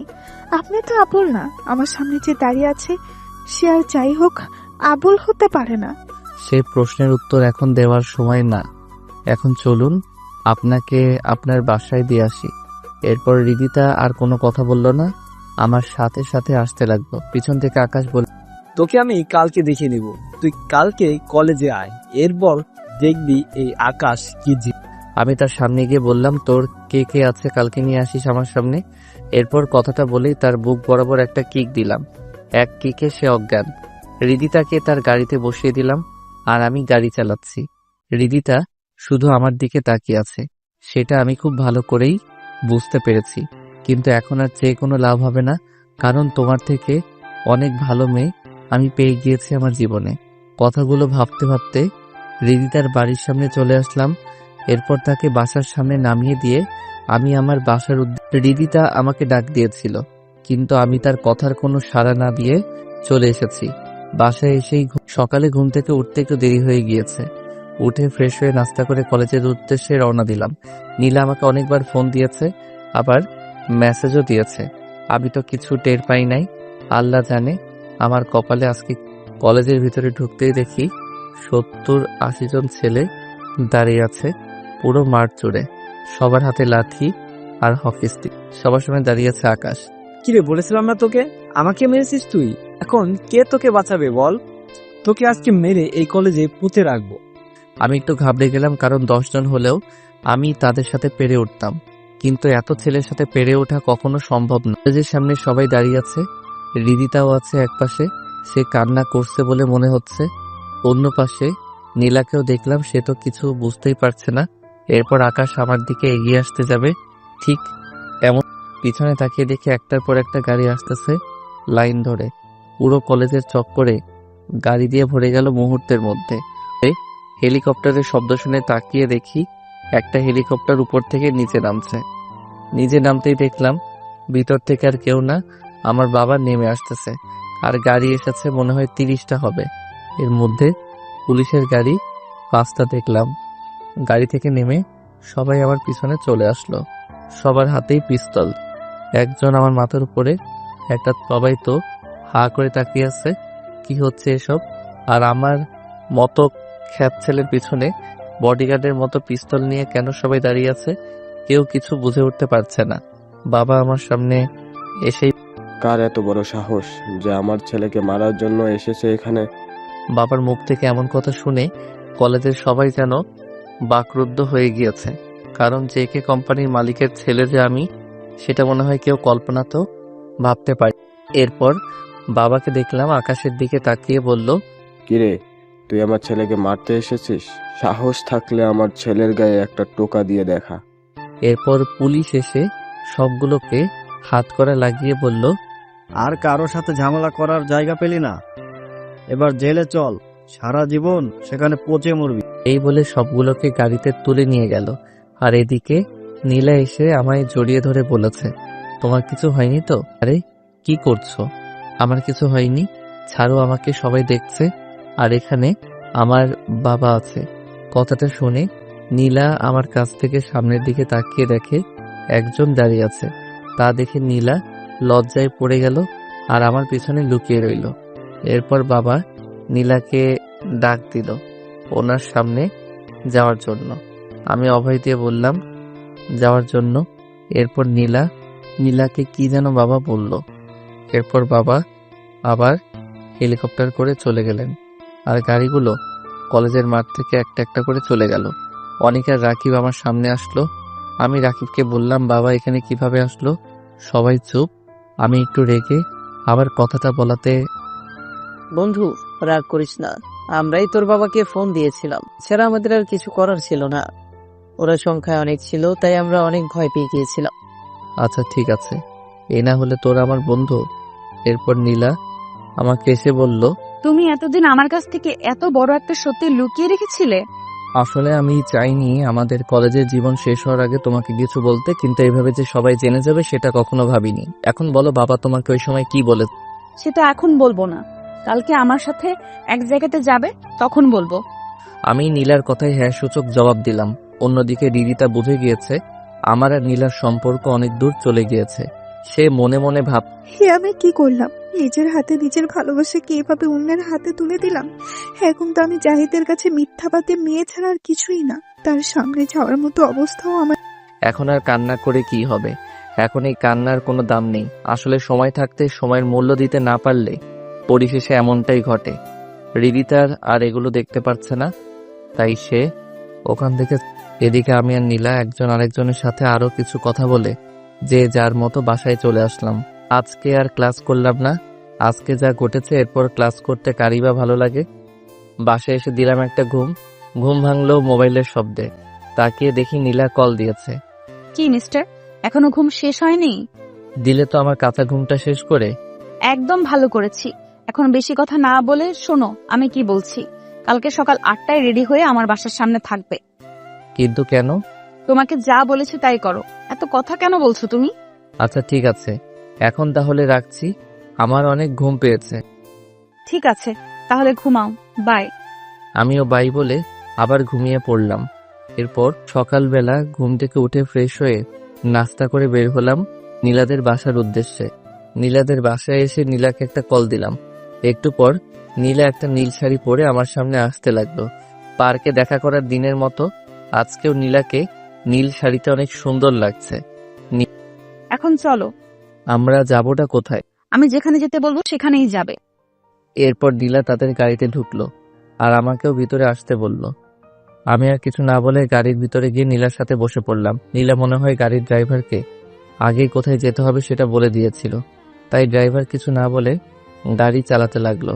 আমি একটু পর পর নীলার দিকে তাকাচ্ছি, তাই দেখে কি হয়েছে তোমার? এভাবে তাকিয়ে কি দেখছো? তোমাকে দেখছি। আজকে তোমাকে অনেক সুন্দর লাগছে। আমার কথা শুনে নীলা আমার বুকে লজ্জায় লুকিয়ে পড়ল। আমি ওর কিছু না বলে পাগলিটাকে জড়িয়ে ধরলাম। এই পাগলিটাকে যে আমি অনেক ভালোবাসি, নীলাকে ছাড়া আমি আর অন্য কিছু ভাবতেই পারি না। ভালোবাসাগুলো হয়তো এমনই, প্রিয় মানুষকে মন থেকে ভালোবাসলে তাকে ছাড়া আর অন্য কিছু মাথায় ঢোকে না। কথাগুলো ভাবতে ভাবতে হঠাৎ বাহিরে চোখ যেতেই তাকিয়ে দেখলাম আমার খুব পরিচিত একটা জায়গাতে গাড়িটা যাচ্ছে। এই সেই জায়গা যার বাঁধন থেকে একসময় আমি সবকিছু ছেড়ে চলে গিয়েছিলাম। কিন্তু এখানে কেন নীলা আমাকে নিয়ে আসলো? আর একটু যেতেই আমাদের বিশাল বাড়ির গেটের সামনে আসলো। এটা দেখে আমি নীলাকে এমনি এসেছি। না, আমি সেখানে যাব না, চলো আমরা ফিরে যাই। প্লিজ জাহিদ, এমন পাগলামো করো না। আমি আঙ্কেলকে কথা দিয়েছি তোমাকে আমি তোমাদের বাসায় নিয়ে আসব। আর আমি যদি তোমাকে তাদের সামনে নিয়ে যেতে পারি তাহলে তারা আমাকে বউ হিসেবে মেনে নেবেন। বাহ নীলা বাহ, তুমি বউ হবার লোভের জন্য আমাকে বাসায় নিয়ে যাচ্ছ। তুমি আমাকে ভুল বুঝছো। আমি চাই তুমি আবার তোমার পরিবারের কাছে ফিরে এসো। আগে যা হয়েছে সেগুলো ভুলে যাও। তুমি আমাকে ভালোবাসো নাকি বাবার অর্থ সম্পদকে ভালোবাসো? কোনটা? আমি তোমাকে ভালোবাসি, আর এই জন্য আমি তোমাকে তোমার পরিবারের কাছে নিয়ে যাচ্ছি। প্লিজ জাহিদ, আমাকে তাদের সামনে ছোট করো না। আমি অনেক আশা নিয়ে আঙ্কেলকে কথা দিয়েছি যে তোমাকে আমি তোমাদের বাসায় নিয়ে আসবো। এই বলে নীলা কান্না করতে শুরু করলো। নীলার কান্না আমি আবার সইতে পারি না, তাই আমি বললাম আচ্ছা ঠিক আছে, শুধু বাড়ির ভিতরে গিয়ে আবার চলে আসবো, শুধুমাত্র তোমার কথা রাখার জন্য যাচ্ছি। এরপর সেখানে গিয়ে এক মুহূর্ত দেরি। এবার নীলা আমার কথা শুনে চোখের পানি মুছে আমার হাত ধরে গাড়ি থেকে নেমে গেটের ভিতরে ঢুকতে লাগলো। গেটের ভিতরে ঢুকতে গিয়ে আরেক বিপত্তি ঘটলো। গেটের দারোয়ান আমাদের ভিতরে যেতে দিবে না, কারণ আমরা অপরিচিত। আপনারা কারা আর ভিতরে কেন ঢুকতে চাচ্ছেন? বিনা অনুমতিতে ভিতরে যাওয়া যাবে না। আপনি কার সামনে দাঁড়িয়ে কথা বলছেন জানেন? আপনার এমন কথার জন্য তো আপনার চাকরি চলে যাবে। নীলা আমাকে দেখিয়ে দারোয়ানকে বলল, কে আপনি, চেনেন? দারোয়ান না সূচক জবাব দিয়ে বলল, ওই না তো, আমিও ওনাকে চিনি না। আমিও দারোয়ানকে চিনি না, মনে হয় নতুন এসেছে, তাই হয়তো আমাকে চিনেনি। উনি হচ্ছেন জাহিদ চৌধুরী, আপনাদের মালিকের ছেলে। দারোয়ান নীলার কথা শুনে ভয় পেয়ে গিয়েছে মনে হলো। এক দৌড় দিয়ে গেট খুলে দিয়ে আমার পায়ে পড়ে আমাকে বলতে লাগলো, ছোট সাহেব, আমাকে ক্ষমা করে দিন, আমি আসলে আপনাকে চিনতে পারিনি। আমাকে চাকরি থেকে দয়া করে বের করে দিবেন না। আরে কি করছেন, উঠুন বলছি। আপনি আপনার জায়গা থেকে ঠিক কাজই করেছেন। আপনি একজন সৎ আদর্শবান হিসেবে নিজের কাজকে সম্মান দিয়েছেন। আমি আপনার এমন কাজ দেখে অনেক খুশি হয়েছি। এরপর সেখান থেকে সামনের দিকে হাঁটতে লাগলাম। সেই চিরচেনা জায়গা, গেট থেকে বাড়ির দরজায় হেঁটে আসতে লাগে 2 মিনিট। নীলা তো এত বড় প্রাসাদের মতো বাড়ি দেখে অবাক হয়ে এদিকে ওদিকে তাকাচ্ছে। আমরা দরজার সামনে এসে দাঁড়ালাম। দরজায় কলিং বেল চাপতেই ভিতর থেকে আম্মু দরজা খুলে দিল। এরপর আমাকে দেখে আমাকে জড়িয়ে ধরে হাউমাউ করে কান্না করতে লাগলো। বাবাকে দেখলাম, মনে হয় অফিসের কাজের জন্য বের হবেন, কিন্তু আমাকে দেখে বাবাও আমার কাছে ছুটে আসলেন। আমি আম্মুকে আমার কাছ থেকে সরিয়ে নীলাকে বললাম, এই তোমার কথা মতো আমি বাসায় এসেছি, এখন আর এক মুহূর্ত নয়। আম্মু আর বাবা তো আমার কথা শুনে অবাক হয়ে গেছেন। তারা মনে করেছেন আমি সব ভুলে গিয়ে আবার বাসায় চলে এসেছি, কিন্তু তারা তা জাহিদ, কি বলছো এগুলো? ওনারা তোমার বাবা মা, কিভাবে পারবে তুমি ওনাদের ছেড়ে চলে যেতে? দেখো নীলা, তোমার কথায় আমি এখানে এসেছি, কিন্তু আমার এই বাসায় থাকতে একদম ইচ্ছে করছে না। তাই তুমি চলো আমার সাথে। আরে আমি যাব না, তুমি প্লিজ তোমার মা বাবাকে আর কষ্ট দিও না। ওনারা তোমাকে ছেড়ে অনেক কষ্টে আছে। এখন তুমি যদি চলে যাও তাহলে তোমার মা আবার অসুস্থ হয়ে নীলা, তুমি আমার সাথে যাবে কিনা? যদি তুমি আমাকে সত্যিই ভালোবেসে থাকো তাহলে তুমি তোমার বাবা মায়ের কাছে যাও আর তাদের সাথে কথা বলো। আর যদি চলে যাও তাহলে মনে করব তুমি আমাকে কখনো ভালোই বাসো। আমি নীলার কথা শুনে কিছু না বলে পিছনে ফিরে বাহিরে চলে আসতে লাগলাম, কিন্তু নীলার কান্নার শব্দ আমার কানে আসতে লাগলো। আমি তো নীলার কান্না একদম সইতে পারি না, আর নীলাকে ছাড়া আমি তো একা চলতেও পারবো না। পাগলিটা আমাকে এরকম একটা পরিস্থিতিতে ফেলে দিবে ভাবতেও পারিনি। আম্মুর তো কোনো দোষ নেই, এখন আমার কি করা দরকার? আম্মুর কাছে যাব? আর কিছু না ভেবে সোজা আম্মুকে জড়িয়ে ধরলাম। বাবাকেও ইশারা দিয়ে ডাক দিলাম, বাবাও আমাকে জড়িয়ে ধরলো। এরপর নীলাকেও বাবা সামনে আসতে বলল। নীলা সামনে আসতেই বাবা বলল, তুমি পেরেছ মা, আমাদের রত্নকে আমাদের মাঝে ফিরিয়ে দিতে। আমি খুব শীঘ্রই তোমাদের বিয়ে দেওয়ার ব্যবস্থা করছি। আমি বাবাকে বললাম, বাবা আমি এখন বিয়ে করব না, আগে আমার পড়ালেখা শেষ হবে, এরপর আমি বিয়ে করব। এরপর বাবা নীলাকে বলল, মা, এতে তোমার কোনো সমস্যা নেই তো? নীলা মাথা নেড়ে না বলল। এভাবে আমার আগের জীবন ফিরে পেলাম, আর দেখতে দেখতে কলেজের জীবনও শেষ করে ফেলেছি। এই কয়েকটা বছরে কলেজে হৃদিতাকে দেখেছিলাম, সবসময় মন মরা হয়ে থাকতো। আমার সাথে অনেকবার কথা বলতে চেয়েছিল, কিন্তু আমি তার সাথে কখনো কথা না বলে এড়িয়েই চলতাম। এভাবে আমাদের বিয়েটাও হয়ে গেল। দুই পরিবারের সমন্বয়ে বিয়েটা হয়েছিল। আজকে আমাদের বিয়ের 2 বছর পূর্ণ হয়েছে। এই 2 বছরে প্রতিটি দিন নীলা আমাকে সবসময় এত যত্ন নিত, যেন আমার কাছে মনে হতো কাল। অনেক ভালোবাসা পেয়েছি নীলার কাছ থেকে। এখন আমি বাবার বিজনেস দেখাশোনা করি।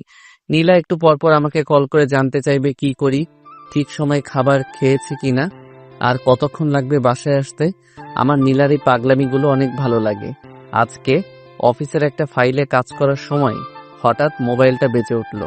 চেয়ে দেখি বাবা কল দিয়েছে। আমি কলটা ধরে বাবাকে সালাম জানালাম। বাবা আমার সালামের উত্তর দিয়ে বললেন, আচ্ছা, তোর তো এখন কাজের চাপ অনেক বেড়ে গিয়েছে, তাই না? বলতে কি অনেকটাই চাপ। সেজন্য তোর জন্য একটা পিএ নিয়োগ দিয়েছি। তুই তাকে তোর পিএ হিসেবে রেখে দে, তোর জন্য অনেক সাহায্য হবে। আচ্ছা বাবা, ঠিক আছে, পাঠিয়ে দিও, আমি কথা বলে জেনে দেখব। তোর কেবিনের সামনেই বসে আছে। আচ্ছা ঠিক আছে, আমি পিয়নকে দিয়ে আমার কাছে আসতে বলছি। এই বলে বাবার সাথে কথা শেষ করে পিয়নকে কল দিয়ে বললাম বাহিরে বসা ব্যক্তিকে আমার কেবিনে পাঠিয়ে দেওয়ার জন্য। একটু পর দরজার সামনে থেকে একজন মেয়ে কণ্ঠে কেউ একজন বলল, ভেতরে আসতে পারি স্যার?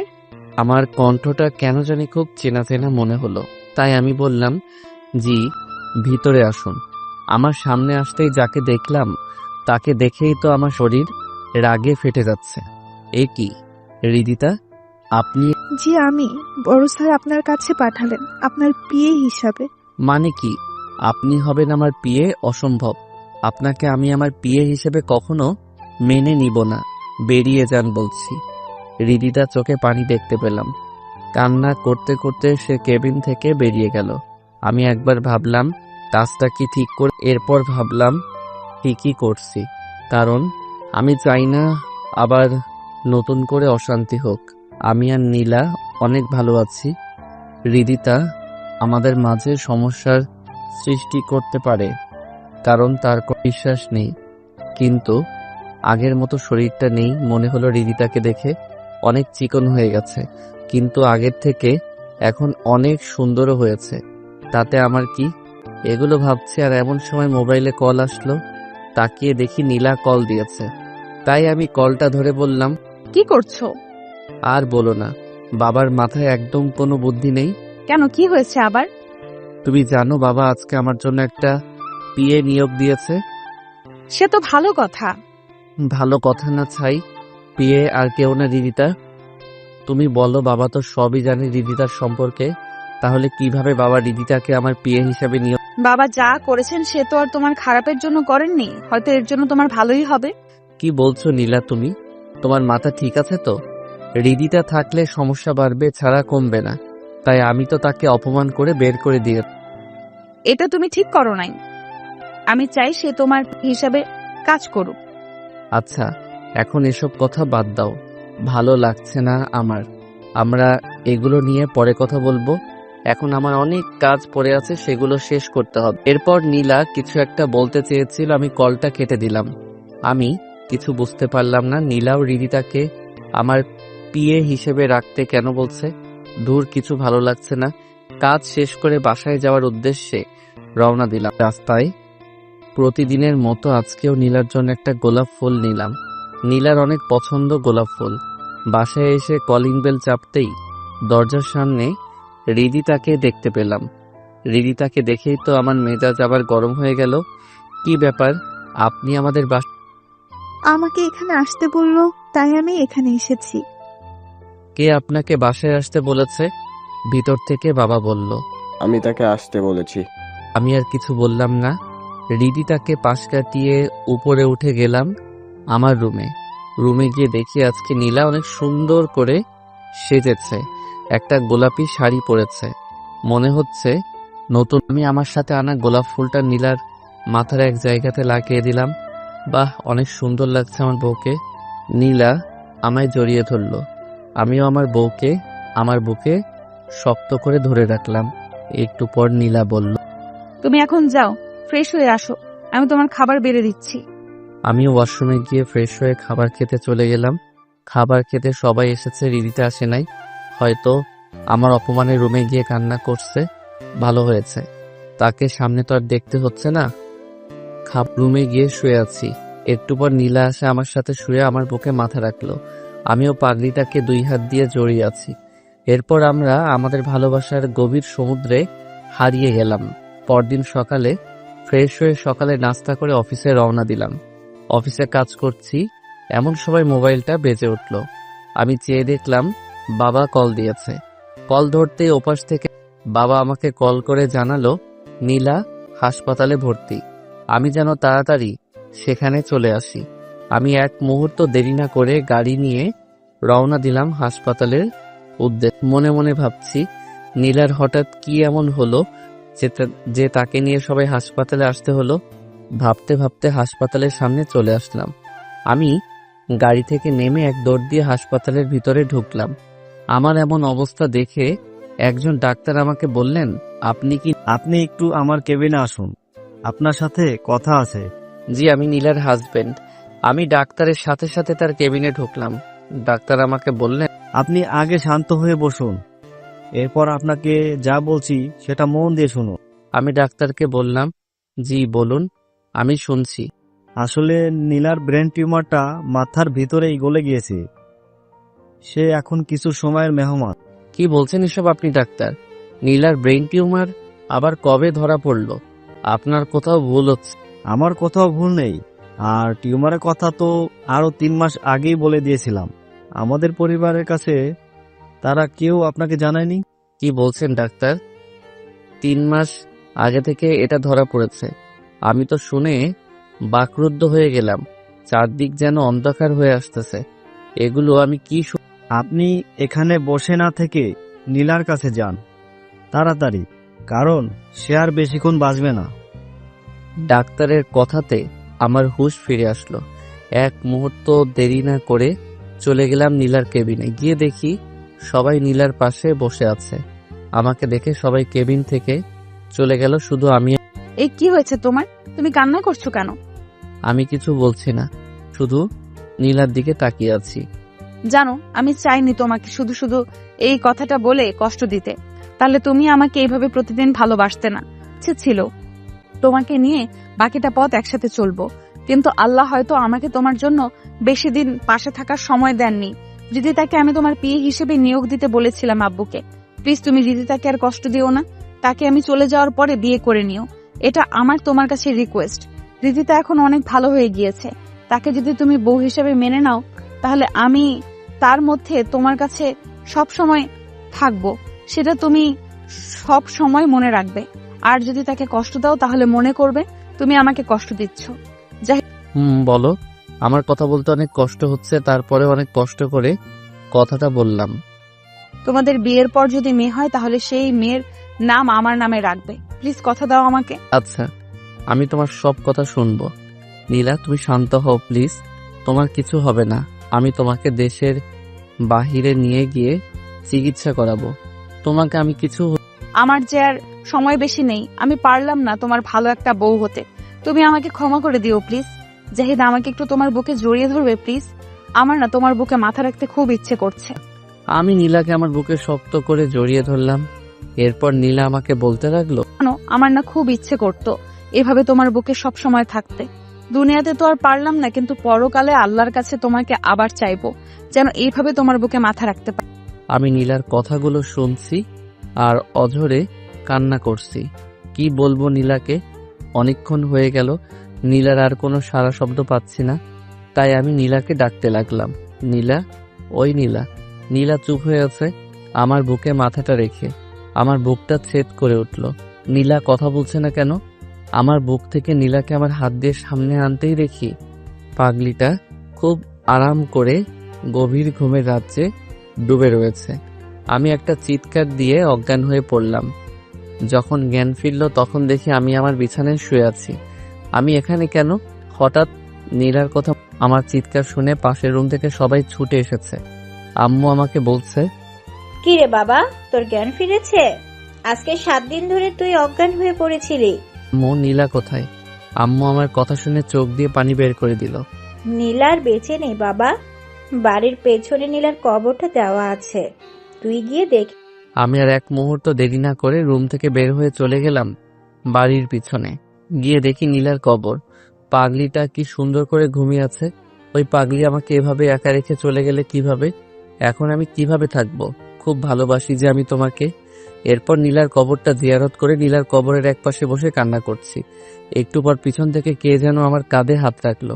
আমি তাকিয়ে, আমি জানি না কিভাবে তোমাকে সান্ত্বনা দিব, তবে তোমাকে তো নিজেকে শক্ত করতে হবে। তুমি ভেঙে গেলে তোমার পরিবারের সবাই ভেঙে পড়বে। রিদিতার কথাগুলো শুনে আমার মাথা গরম হয়ে গেল। এমনিতেই নীলাকে হারিয়ে আমার বাঁচার ইচ্ছা হারিয়ে ফেলেছি, তার উপরে আবার রিদিতার কথাগুলো যেন আমার কাছে বিষের মতো শোনাচ্ছে। তাই আমি রিদিতাকে কষিয়ে 2টা চড় দিলাম আর বললাম, কোন সাহসে আমাকে বোঝাতে এসেছেন? খবরদার, আমার এর পরিণতি ভালো হবে না। এই বলে আমি সেখান থেকে চলে গেলাম। রুমে এসে খাটে শুয়ে পড়লাম। একটু পর মনে হলো কে যেন আমার মাথায় হাত বুলিয়ে দিচ্ছে। তাকিয়ে দেখি নীলা আমার সামনে। তুমি এসেছো, আমি জানতাম তুমি আমাকে ছেড়ে কখনো চলে যেতে পারো না। তুমি কি আমাকে মরে গিয়েও ভালো থাকতে দিবে না? কেন? তুমি ভালো নেই কেন? তুমি আমাকে কথা দিয়েছিলে যে তুমি হৃদিতাকে বিয়ে করে নিবে, কখনো কষ্ট দিবে না, কিন্তু তুমি আজকে হৃদিতাকে মারলে, তার মানে তুমি আমাকেও মারলে। কি করব বলো? আমি তোমাকে ছাড়া থাকতে পারছি না।